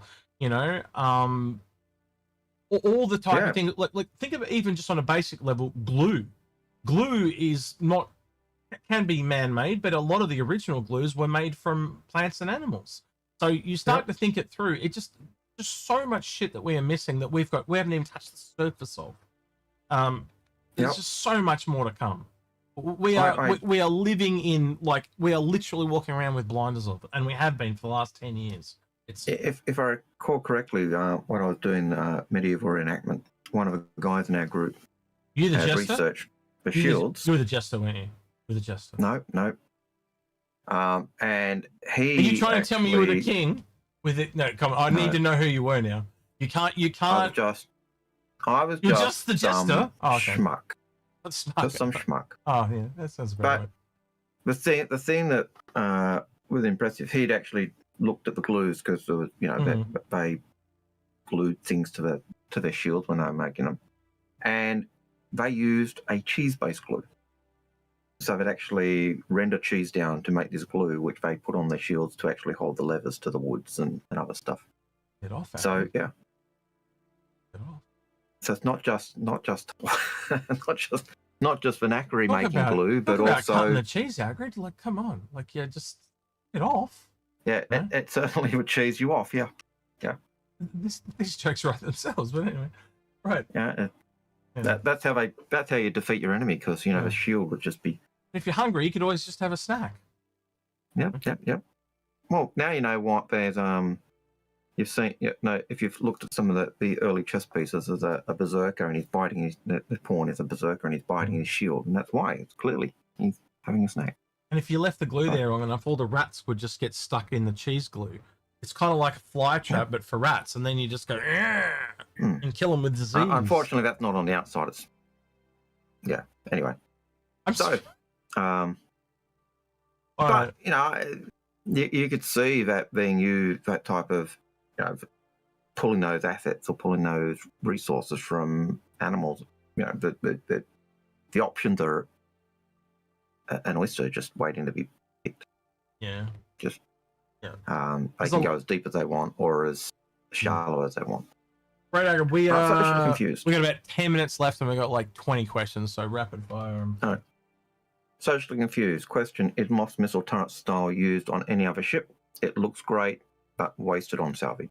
Similar to the one on the Asgard, but I think it's a little smaller, is where I'd go on that one. I don't know if you think different, Agard? No, I thought it looked very similar to the one on the Idris, but again, significantly smaller. Yep. Just the shape. And I think you do see similar ones on the 890 jump as well in that design or configuration. So, yeah. Project Gnome 1961 says, when are you going to have an interview with Grimm? He has way too many small ships. When are we going to have an intervention with Grimm? He's actually talked about doing it quite a bit. He did one on his own stream, I think, because he thought that was safer, but we saw it. We know what's there now, Grimm. So we can just look behind your back anyway. But when you listen to this, Grimm, I'm sure someone will send it to you or get a clip. Yeah. I think we're going to get the community to push you towards doing a fixed my fleet. It's about time. I think the biggest factor stopping us to fix my fleet is just getting a time when all three of us are available. Probably should do one with Bops as well. Now I'm thinking of it as well. Yes. We're coming He's for you, probably Bops. got too many fighters. Yep, Bops, we're coming for you. We're gonna get you. Well, everyone sees it as scary, but we don't make anyone do anything. But we just like to do the fear tactic. Bops needs to do one because he's an Inforunner now, and every Inforunner's done one. Grimm is pretty close to an Inforunner in anything but name. True. So they're both on the box. They're both on the cutting board now. So on the executioner's block. Yeah. Grimm was talking about melding his reclaimer. Those are fighting words, Grimm. Those are fighting words. Yeah, that because he doesn't like that red and black skin that he that often gets used. You take that back. You take that the fuck back right now. Right. Okay, next it's one. a fool. Yep. With the roadmap update, having a few tasks extended, like crafting tier 0 and the inventory rework to 27th March, do you think, that's 27th of March, do you think we'll see a similar scenario of a mid-patch update like we did with the Moth and Salvage? Yep, it's already implied in the leaks. Absolutely. And CIG said that at the beginning of the year when they were doing that bi-monthly thing that said we'll bring out the patch and then we'll do sub-patches in the middle of to get stuff when it's been moved. So 100% agree with that. Cody, Cody Fox 2876 says, I counted about 22 or 23 back-end backlog chips, not including the Ironclad Galaxy coming this year. Do you think CIG can keep releasing 2 per year, or will they have to focus more on backlog? Yeah, well, it seems to be one big ship in Invictus, one big ship at IAE. I think you would kind of agree with that. That seems to be what they're going for. Just on a note too, to think that they're probably not going to try and do variants of big ships. I put this out to you, the Liberator. I could totally see that going back into production now, and we get an offshoot of that being a thing. And then I also could technically see an Ironclad coming out that has a completely different function, and in fact it's got a different name, almost like the Apollo to the Hermes, right? So they call it that now as well. The chisel, or whatever you want to call it, and it's a completely different function, because it's 2 birds, 1 stone. They've clearly been going to this approach where let's make as many ships as we can and reuse as much shit as we can, because it just brings the development time down. Right. So, and I can see that. Yeah. So again, like when I talked about the repair variant of the Ironclad that I kind of pushed out, right? Not saying that that's what's going to be it, but if you can start to see how something can be used in a different way, I think they will be doing the same thing. Like, it's a bit hard to take something like a Perseus or a Polaris and use it as a variant because of how they're done. But an industry ship like an Ironclad or a Reclaimer, or you see what I mean? Like, it's a little bit easier to do that. Where once it's combat, like, really, what else can you do besides maybe a cargo variant of the Perseus or a cargo variant of Polaris? And that's a little, you got to gut a lot of it out to get it in there. I think of the Idris because the Idris has been, and even in the Javelin, they've talked about in lore. Entrepreneurs have used them as cargo vessels or for other means. So the way I look at it now, just to clarify, is when a ship is newer, they are designing it from the ground up to be multi-role. Right. So when they looked at the Apollo, they were able to find another variant. Right. When they look at the Ironclad, you and I, or the Reclaimer, we can see how they've been used in a different way. If the ship has a good potential variant, I think they're going to do it. They'll build it. But if it doesn't have one, they won't. That's because, again, I just look at the 2 examples I gave. Why didn't they do it with the Polaris? Why didn't they do it with the Perseus? But then look at the ones that they have done it with, right? And so I think with that aspect as well. And I think the bigger the ship is, the less likely it is to get that happen. Agreed. But I'm not saying it won't. I think you're also more likely, if you're to go into Perseus and Polarises, you're probably more likely to get kits, like changing the weapon loadouts and stuff like that, especially in the capital ones. But also, by the same token, if you can retrofit something to do a completely, some ships lean themselves to multiple roles, others don't. It's just like real life. It just depends. And if they can make it fit, they make it fit. Like this. Because again, this Moth, I think the Moth is better than the Mole. I think it's better at doing salvage than it was ever doing at mining. Yeah, I think so too. I think it's I even said it when it first came out. I think this feels like a better fit for salvage than the Mole. Was for mining, but that's just me. Moving on, Parker. Says, does refining seem like waiting for base building? Seem like it's waiting for base building? I would have said yes, but I'm actually going to say no, because I think base building is waiting for refining. Crafting, refining, base building in that order. So I think it's flipped. Because you're also a part of base building. You need to be able to put furniture inside the house and all that shit. Because if you don't have crafting first, you've just got empty rooms. If you think about it, you need crafting before you get base building. It's that simple. So, Bean to Delphi, Delphiki says, am I the only one who finds it ironic that the original computer bug Grasshopper found was a moth? Oh, Grasshopper found was a moth. So there you go. Computer bug Grasshopper found was a moth. Don't get his reference, but clearly he's trying to I think he's assuming, probably referring to, I'm assuming, history. Yeah. The person found the first bug that they found on a computer was actually a moth that had bug in the computer caused a crash. That would be my guess. Something similar to that, so, yeah. If so, no, I just think it. Socially Confused says, question, will players' armors use Maelstrom? That would be pretty cool. I don't know. We don't have anything that goes one way or the other, but that would be pretty cool. Imagine if you had heavy armor and it actually like breaks off and there's that'd be sick. That could be really mad. We did kind of hint. I think that was hinted at with the Argo. Well, you can do it with the texture, yes, but like I think he's when he says Maelstrom though, he's implying physicality. So does it actually, like, can I hit the strap and the strap breaks, and then if I break the other strap, the whole thing falls off? Type. Yeah, I don't know. Or shoot the arm, and does the arm get blackened by the? Yeah, that'd be cool. It'd be really cool, and it would definitely set this game apart from any other. I already know, for example, you can shoot grenades on people and they'll detonate.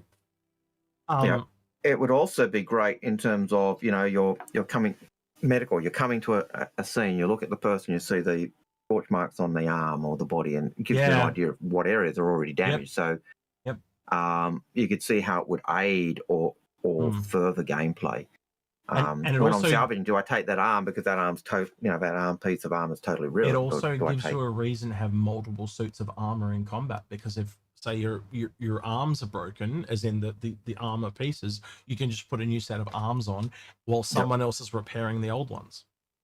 So I just realized we haven't even got into repairing of craftables. Nope. Holy shit, that's a whole ship on its own. A craft ship that also repair. Oh man, like an armorer. Wow. Yep. That's clearly got to be a part of the the auxilia. Think about it. That's what the repair station's for. I thought it was for repairing components, but it would also be for repairing armor. Making new armor pieces and stuff. Oh wow. Yeah, I can see that. Okay, well. Okay, right. Yeah. Obvious to the layperson. It's just something that I missed. Moment for yeah. Sorry. Yeah, I was just like, wow, I didn't even think of that. I know the crafting part of it, but I never thought about repairing them. Anyway. But the aspect of repairing armor, and even scrapping, pulling up armor off a injured bot, a dead. Well, we haven't seen armor breaking, have we? All of that type of stuff. No. Well, so I'm saying, like, it just adds another part to it. Yeah, well, it sounds obvious in hindsight, right? But they've never talked about repairing armor, so don't think me I'm an idiot. And be honest with yourselves. Did you actually think of repairing armor? You need to do a favor for the chat, because someone just said, I just saw the shirt. Oh, you just saw the shirt? Oh, this one. Right. So you there you go. There you go. When Hurston bring out the guns. So there you go. Yeah. Just for those who like, that was for, and also for you, European hardware enjoyer. Yeah. There you go. All right. Yeah. So European hardware enjoyer. Just happens your question just came up, by the way. Yeah. Do you think the Hull A is still going up in price? Yes. Yeah, not by much. They said it was last chance to get it at current price at IAE, but you can still currently buy it for $90. Yeah. It is going up. They just haven't pulled the trigger yet, but they've said it's. I don't think it's not in the store right now to buy, is it? They said the very next time it's for sale, it would be going up in price. So if it's in store right now, then it should have gone up. Hang on, let me have a look. European hardware developer is saying you can still currently buy it for $90. Maybe they changed their mind. Yep, or they haven't pulled the trigger on that. Or there's some other upgrade coming to it, because right now it doesn't make sense why it's Yep. I just don't think it needs to go up in price, because it seems very equal with the Golem right now. To be honest. Yeah, look, I hope it doesn't go up. I really hope it doesn't go up in price, because I don't think it needs to. Yeah. But CIG will do CIG. And they did always say that the ships would go up in price as the game was developed. He's not wrong. So it is available for $90. So I can only go on what CIG have said. Sorry, I just realized I didn't bring everyone over. Yeah, the plot thickens. Yep. Yeah, $90 there. It is available right now. I can only go on what CIG have said. It's going up. If you want a Hull A and you want it at that price, now's the time to do that, or at least buy a CCU or an upgrade to the ship at that price to lock it in. So weird that it's available now, though. I find that very strange because I said the very next time it was available for sale, it was going up. So maybe they changed their mind. Yep. We'll see. We'll see. If you are considering it and you are concerned, just get an upgrade. Yep, sit on it. Next one. Marty, I can write it in a try. Marty says, care to take a speculative guess at what the Rail-N's pledge price will be on release? Got 15 to 20%. Yep. All right, I'm gonna speculate on my hand. There you go. I speculate. No. What did we say? We said what? We said about the usual's 10 to 15% or 15 to 20% up on the price that it was out at. I can't remember what the price was when it was sold because it was so long. It's because the CCU count's gone up, and the CCU count. That's right. Yes. It's gone from like 320, and we reckon it's going to double to at least like 640 or something like that, which puts it probably above the Caterpillar. But it's also. That's right. I'm probably expecting that somewhere between the Hercules and the Caterpillar. So. How long is a piece of string? Yeah.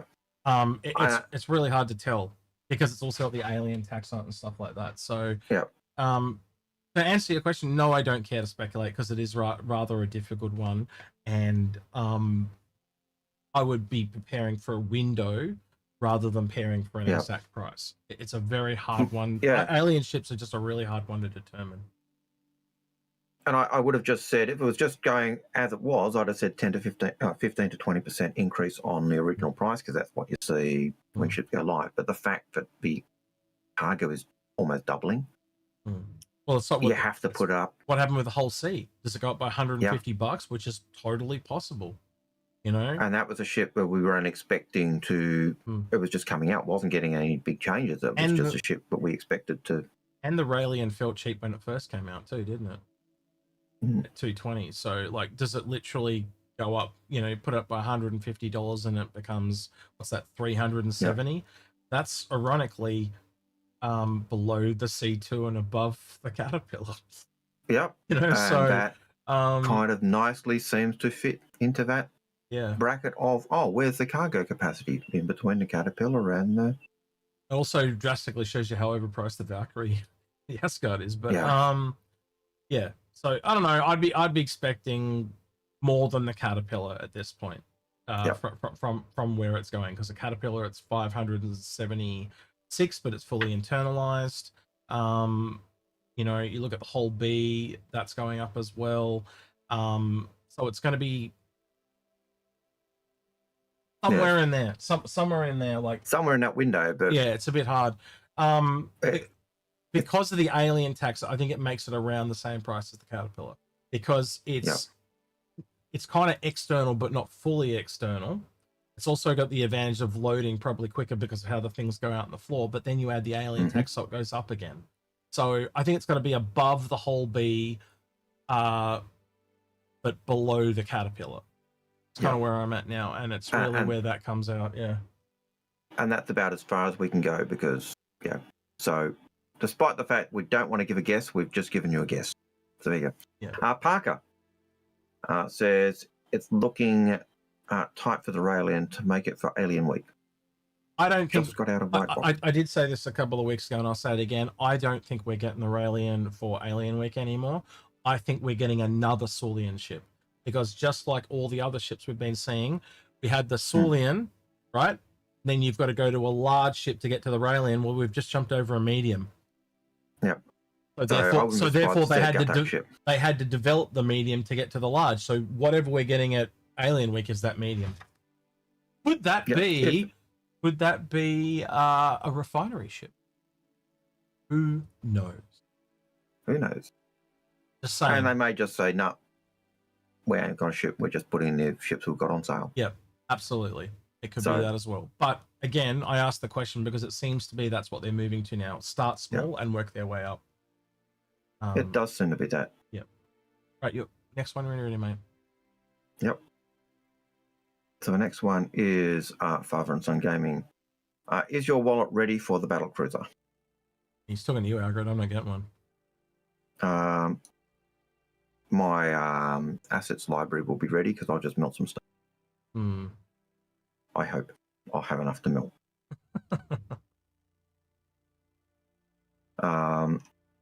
Jason Giles says, do you think the SRV will have a better role in the future? SRV have a better role? Yeah, well, it's essentially the starter repair, isn't it? Like towing it back to a base is a bit like that. Yep.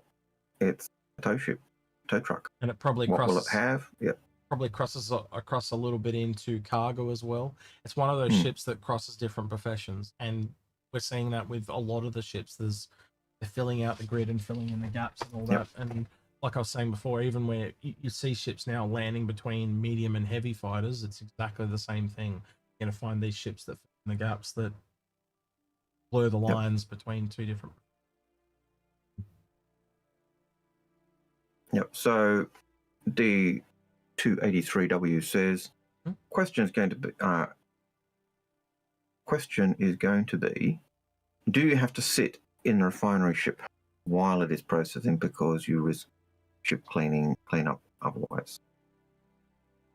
Do you what? Sorry, do you risk what? So do you risk a ship cleanup? So, you know, when they go through the server and things that are not being used get despawned. I think it'd be the same as if you log off in your ship. If you log off in your ship. No, he's talking about the refinery ship. So he's talking about because they've talked about them cleaning out the refineries as a part of the thing. They're not talking about cleaning the items out. They're talking about but if I log off in my ship and my ship despawns, when it comes back, it's everything as is. I would expect. They're not talking about that. He's talking about the refining because they've talked about how you got to clean it out and stuff like that. So the question is going to become, do you sit in the refining ship while it's processing because you risk ship cleanup otherwise? Yeah. So he's talking about it despawning. I get where you're going now. It's tier 0, man. I think tier 0 of refining is going to be very different to when it's actually got some proper gameplay in. And I have to be honest, if you were going to start selling and making these refining ships like available in game, I have to think that there's a part, like at least a tier, like a slight bit of gameplay to go with them. And I don't mean to insult people that are on refining, but I think refining is just going to be a little bit more knowledge based than other things, like knowing where to put things and when. A bit more logistical, you know, than other professions. But we'll have to wait and see how it comes out. But I think we are going to get a version of that coming. It seems to make a lot of sense. And I would expect if we've got to clean out your processing units, it's going to be a button you press on your ship. Because if I store a ship at the moment and it's got cargo in it, I pull it back out, it's got the cargo in it. Well, it's that persistence aspect of a ship. So if I've got stuff in my refinery. Yeah. Well, look, I can make it even simpler. In the crafting test, right, it was really evident. You get in to do the crafting and you had no crafting materials. So they expected you to go out and do the mining or the salvage and then refine it in the materials and then take those materials and do crafting. It was a freaking joke. How do you test it? You should have just given everyone a bunch of materials. They didn't do that. Yeah. Right? So it then becomes, well, this is not a two-step process. This is not I go mine copper, because like even if you look at one of the guns I looked at, it required aluminium and it required a tefestinite just for an FS9, right? So I've got to go out and mine two different things, come back, refine both of them, and I have to have enough to be able to make what I need to. You know what I mean? So refining is intrinsically linked to crafting. It is so sorely needed. It's not funny. And now all of a sudden you're just making me go from places. It basically means everyone's just going to craft everything around those refinery places. So you evidently need a ship straight away because all the traffic is going to be so focused around the refinery stations. It's not funny. And pirates go where the people go. So the pirates are going to turn up. You know, if you have FPS scanner turning in, or like it's just going to like. Forest is not going to matter. Port Tresla is not going to matter because everyone's going to move where most of the people have moved. So they're going to go to those refinery stations, and it's just going to overload the service. Like it's a follow-on effect. So they need refining to stop that happening. And I know that's the case because back in the day, you'll remember when we had the refueling station. Yep. Yep. Yep. I know exactly where you're going. And you had to go to in Stanton, there was a refuel station. You had to go to the station to get a refuel or repair. You couldn't do it on the stations or your hangar. And the pirates and those who wanted to be nefarious PvP players would camp those sites. You were out of fuel or you're already damaged. It was like shooting wounded ducks in a barrel, or fish in a barrel. It was murder hobo heaven. Yeah. Because they're already damaged. Let's take them out while they're damaged. And you're coming back with a full load of stuff. And a lot of those points you just line up between the main planet and that and set up your snare. Oh, you just happen to have a shit ton of stuff. Well, give me half of it and you can go on your merry old way. That they'll do that. It'll be easy pickings. Easy picking. Very little knowledge to know whether the miners and the salvages and all that will be traveling. Because again, it's usually from a range to a range point for salvages, and it's usually from moon or planet to same thing again, right? So you with a couple of different Manuses, you could pull out a whole org. Pirates could just have a field day. So again, you want to remove that pretty quickly. And again, yes, FPS Skater, Ranning, and Ping does counteract that a bit because you got to have escorts, but you got to remember you got to add in a learning curve there as well of people not used to having escorts and people just want to try out the gameplay. So it's going to piss a lot of people off initially. Yeah, but it's kind of this. You want as many things to help with that as possible. Yeah, well, you want the scanning to help, but also just having a mobile refinery. Well, I don't have to go back if I've got a mobile refinery, and that means I've only got to walk back once at the end of the day because I can also have a cargo ship, and the cargo ship is going to a completely different place. So that every time you add another place that they can possibly walk to, it makes it harder for the pirates. It all adds up, Yep. I don't know. I see a need for it, but I think it will honestly come slightly after crafting. You can't just all get it in one go. They haven't mentioned a single thing about refining, by the way, right? Not a single thing has been mentioned. But I think that there's a sale in there, right? I think there's a sale that's probably somewhere between Invictus and AIE. And I think we're looking at a new industry sale coming in. You and I talked about this earlier. There are 27 ships that essentially allows 1 per month, and then 5 for AIE, 5 for Invictus, and 5 for whatever this new one is, right? And it just makes sense. There's been a gap in the lineup for ages. Now, we've said before, it'd be nice if there was 4 a year, but obviously you've got to have Christmas, so they've got to take some time off. The 3 makes a lot of sense. We don't have that industrial sale. We have the AIE that's both. We have Invictus that's just military. Well, the opposite of that, of just military, would be industry that covers everything else. And introducing a whole new industrial profession, as in refining. I don't know. It's kind of lining up to me. I don't know if you think any different, Algared, but kind of where I'm at. Look, it kind of fits. I could be totally wrong. Totally wrong, but it's just looking at those dots again, isn't it, Algared? Yep, and just going, and like we said, those dots give us enough to kind of speculate and think, but it's also enough to sometimes take that rope and over speculate. What are you saying? Right. That Parker's saying I throw out my back. What's wrong with it? It's itchy. That's about it. And again, I'm just speculating. Yes, Shady Phase. The cryostro stations, they're what I'm referring to. And back then it was the one station. It wasn't several, it was just one. So it became the logger, that the key point everyone had to go to do stuff. And it was well, the number of times where it was murder hobo heaven. If that is not the biggest first world problem answer I've ever heard. Parker goes, seems like we have too much foundational tech coming. Oh no, too much game coming into our game. Oh no. Oh no. Sure. Whatever shall we do? Yeah. Algared, you got all this dandruff. Look at it. That's not my fault, but your why has your head got so much dandruff on it? See what I have to put Even up. The shirts come with dandruff. All right, so Father and Son Gaming says we can see many subscriber items or items from the old Voyager direct store at the Wicklow place. Why don't the players that paid for those things or a long time ago get them? So describe it as opposed to... I would check your inventory. Yeah, I think you'll find... Depending on what those items are. Yeah, I think you'll find they're in your inventory. And it's possible they are in game and buried in the others section, which is nasty and horrid. And I'm trying to think. Well, a lot of the items, I can't think of a single item that's in game that I don't have that I don't own. There's only one item in game in Wicklow that I want. Which is what? Tessa Bannister. That's the only one thing I want. I want her free. Ooh la la. Ooh la la. Margaret wants Tessa Bannister. No, not like New that. Year's here first. Infidel. And he's ready in 3, 2, 1. There he goes. Okay. They should call me Count Lovula.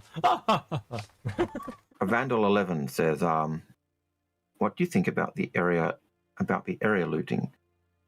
I found it felt a bit out of place." The looting. Context is a beautiful thing. I think I need you to elaborate on that one, please, Vandal. Jason Giles says, CCUing from Holby to Moth, bad move. Cargo to cargo adjacent. You're probably going to have more cargo on the Holby. Holby's not out. Personally, I would buy a CCU to the Moth and sit on it. That's where my brain tells me, wait till the holes be out till you make your final decision, because we know the CCU count is going to drastically increase on the B. And I'm going to be honest with you, I think the B is the next cab off the rank. I think it's the ship coming next month. Yep. Vandal says from the Evo test, which means you can't talk about it. I can talk about it. Was it an Evo? Has it gone to public yet? No. As soon as that, we can talk about tests. I just can't show any pictures or video or anything like that. Okay. So what did he say? What do you think about the area? I didn't test area looting, unless he means like I really just stayed in the hangar, man. I can't really comment on that one, to be honest with you. I didn't really try it. I was more interested in how the actual layout and the HUD and that worked. So sorry, Vandal, I can't. It says for the new inventory Evo test, it included area. I didn't try it, man. I apologize. I didn't try it. Yeah, that's it. Yeah, Parker. Evo can talk but not show. That's correct. Yep. So, yeah. But again, I did show because I showed a leaked image and just talked about it through there. So it's not a video or anything, and I detailed out everything. So yeah, I didn't break any rules. I know my rules. I know what I can do and what I can't do. You just showed someone else's leak. Yeah. No, and I'm allowed to do that. Anglo Money says, more of a statement, but we haven't touched on big game hunting. Think Moby Dick as a resource for various variant. Well, we did talk about big game hunting and farming a bit. We've also done episodes where we talk along that side. It's really obvious. You know, you can see the link between crafting and farming and animals as a resource. Boy, that was loud, Algared. Holy shit, you didn't hold the mute button. Sorry, I did. No, I missed the mute button before I coughed. I'm sorry. Yeah. You know how I'm going to get you to fix your computer? Because when I'm up there, I'm installing... Oh, actually, I did buy that thing for you. What if your mum put it there for me? Did your mum put your gift under your chair for you for Valentine's Day? Yep. She said she taped it. She said she taped it to under your chair. Is it there? No.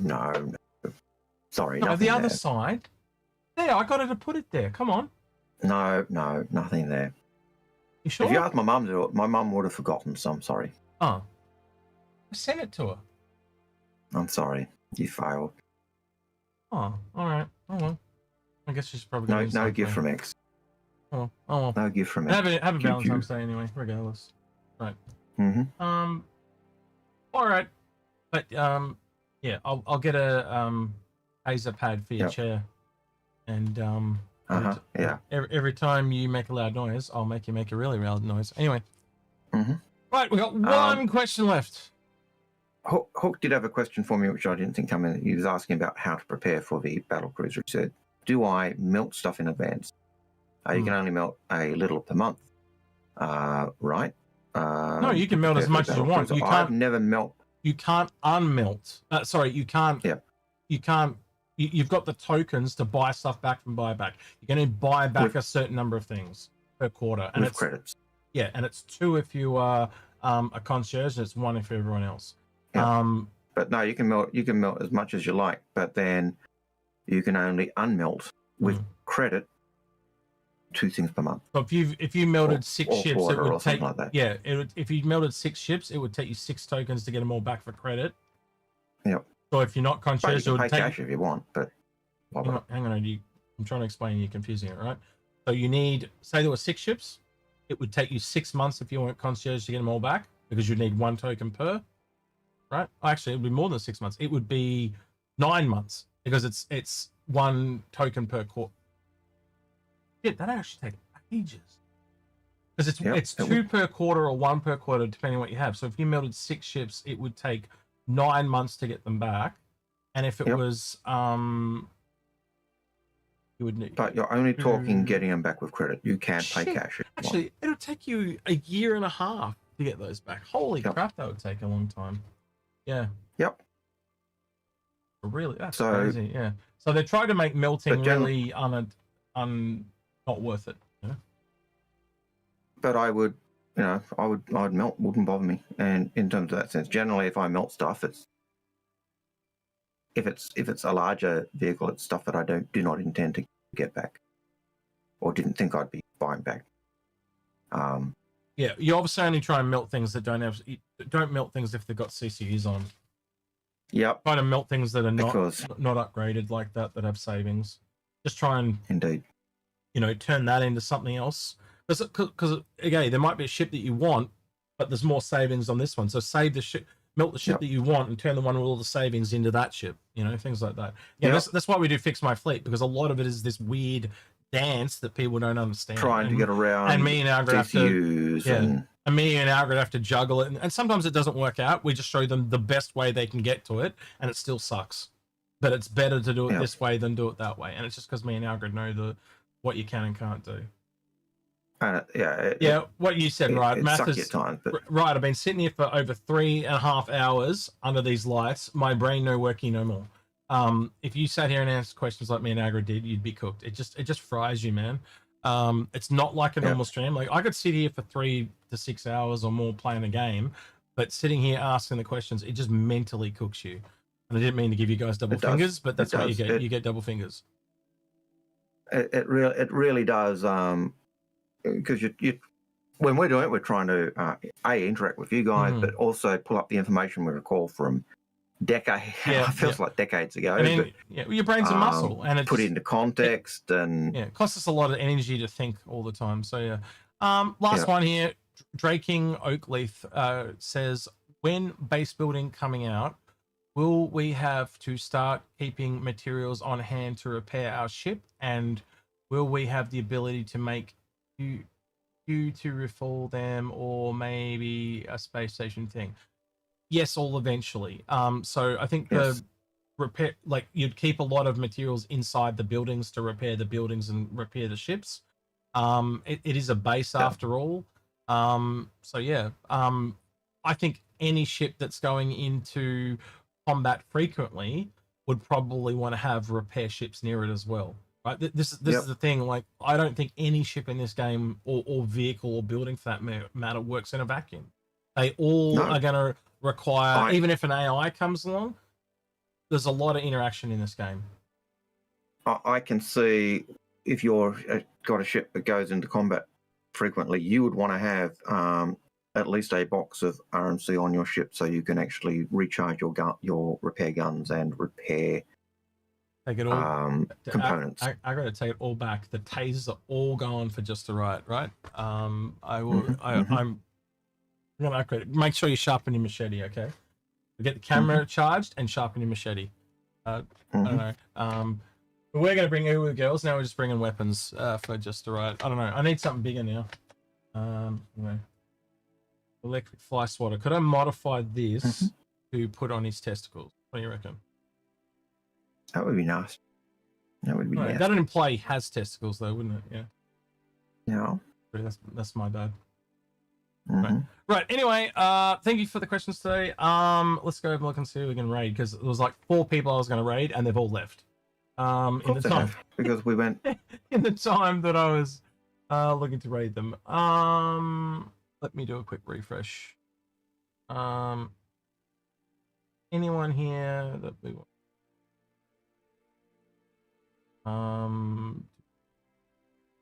Wait, Dafty Digit with. Wait, Dafty Digit is streaming. Oh, we're gonna have to stream Daft. We have to go. We're gonna have to stream Daft. Have to go to our mod. And he's with I'm gonna raid Daft. Why not? Yeah, absolutely. Yeah, he's our mod. Absolutely. We have to raid him. We don't have a choice. All right, I'm gonna let it play this ad real quick. But Daft was modding. Yeah, he's mod cheating on us. Yeah, he's mod cheating with someone else, but that's fine. He's They'll have to ask why he is mod cheating. Yeah, caught you with your pants down. You cheated on us. Yeah, something like that. So that's what we want to hear from you guys on Twitch. All right, I'm just letting it finish this ad because I know you guys don't want to watch it. And it's got a Chris Hemsworth movie. Can't not see him as Thor now though. Come on, ad, hurry up. All right, so he's typecast. Yeah, he's typecast. All right, so yeah, say hello to Daft for us, and make sure you ask him why he's cheating on us. He's been caught cheating. Yeah. Today on Cheaters. Right, we'll be listening in. So forward to that. Oh shit, I forgot to press the enter button. Gotta wait another couple of seconds. Fade. Sorry, apologies for that. Yeah, just make sure you give Daft heaps of shit for us. All right, Twitch say goodbye to YouTube. YouTube say goodbye to Twitch, and they're gone. Right, let's have a quick listen in. Is the bot's running, isn't it? I'm crying. I'm gonna force myself to listen to this. Come on, don't be that happy that we've raided. You're crying. I just got. Oh my god.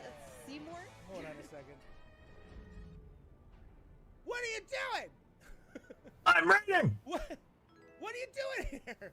Raiding, because you're cheating. You're cheating on us. Why are you guys here? Because you were cheating on us. Welcome in, everybody. You're welcome. Hope you had a great stream. Sorry, I was trying to be there, but it's been chaos. We have a bunch of people here. Dot Fox is here. Bite Size out. There's a whole bunch. The only Joker's here. We have a whole big crew doing a whole bunch of stuff. They're all muted right now because I'm talking to you. But thank you for the raid. I don't know why you're raiding me. You're a mod. That's why. But I appreciate it. By the way, Daft does a lot of the t-shirts and stuff. Like Daft did this image. I'm an idiot. Hello. I added the text, but he did the image, and he did the ones last year from CitizenCon and stuff like that. All Daft. I don't even know what's going on. So yeah, so that's who Daft is. I don't stream as much as often. I'm trying to get back into it. So all these noises. And he does a lot of. He's also one of our mods and does a lot. Often he's on stream and stuff. Doing stuff on the stream and backing us up. So yeah, really creative person as well. So yeah, go wish him well over there as well. So yeah. All right. So that's in answer to the why did we raid him? But he keeps asking. So. Have to do that. Yeah.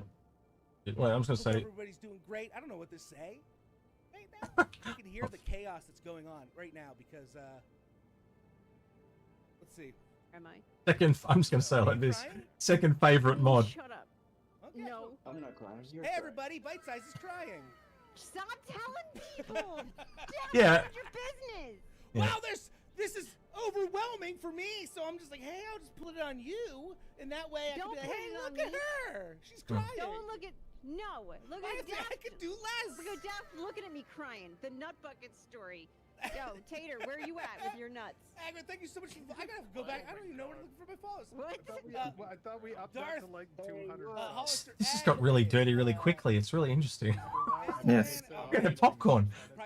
Anyway, all right. I think we better love them and leave them. And yeah, so we'll obviously be doing the buyer's guide for the crab, the moth, the ultimate predator, the sex pest. This weekend, we'll go through all that. Gonna have to get out and get a few people in. We might have to do that later on today. I've already been.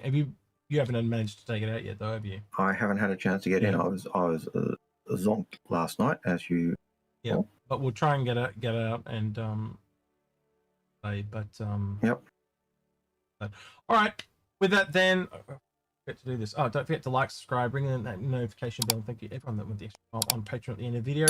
Remember, next week most likely no stream because we will be real worlding.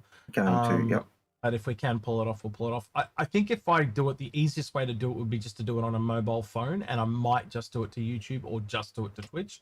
Haven't decided, but that would be the easiest way. The main problem is because we dual stream, you kind of can't do that from a phone, but you can one to the other. So I might just do a really cheap and dirty stream, and I'm probably in Twitch for that because that just saves the VOD. And it doesn't stuff us in the algorithm. So that might be the easier way to do it. In that case. So yeah, look forward to that. That'll be what's the time now? So that would be probably an hour after now. If we started as it started, because that's what time it's due to start next weekend. But also we want to kind of spend time there. But what the other thing we could do, Algared, is we could just take my phone and we could pass it between me and you for a little bit, or maybe I don't think we can stream for the whole event. I think that's a bit ridiculous. No. But we might be able to have a look around for a little bit. And look, there are some great Indonesian restaurants in town as well. So, well, again, we might be able to take out, like, I know we could probably grab General Desperado and Just a Right, and maybe a few other people, and go out to lunch and sit down and have a chat with a few people, especially in those time periods where we don't really need to do anything. So that's how I'm going to play it. I'm definitely going to be there the whole time. I want to with you and some of the other people, but yeah. Look, I enjoy those times when I do get a chance to sit down and talk to guys like General Desperado and others. So that's always that pleasant experience. And right, why do you go to a bar citizen? Bar citizen so you can meet people and talk. Yeah, but I'm sure General will be streaming as well and stuff like that. So we won't be the only ones. There'll be a bunch of us there. So don't worry. You know, but if you guys want to go around and look at things, I always like to try show people the location so they can see what's there and stuff. So, all right. Further than, he's been Old Man Hurst himself, Algared. He's been Execute, and we're out of here. Take care. See you, citizens. Have a good one.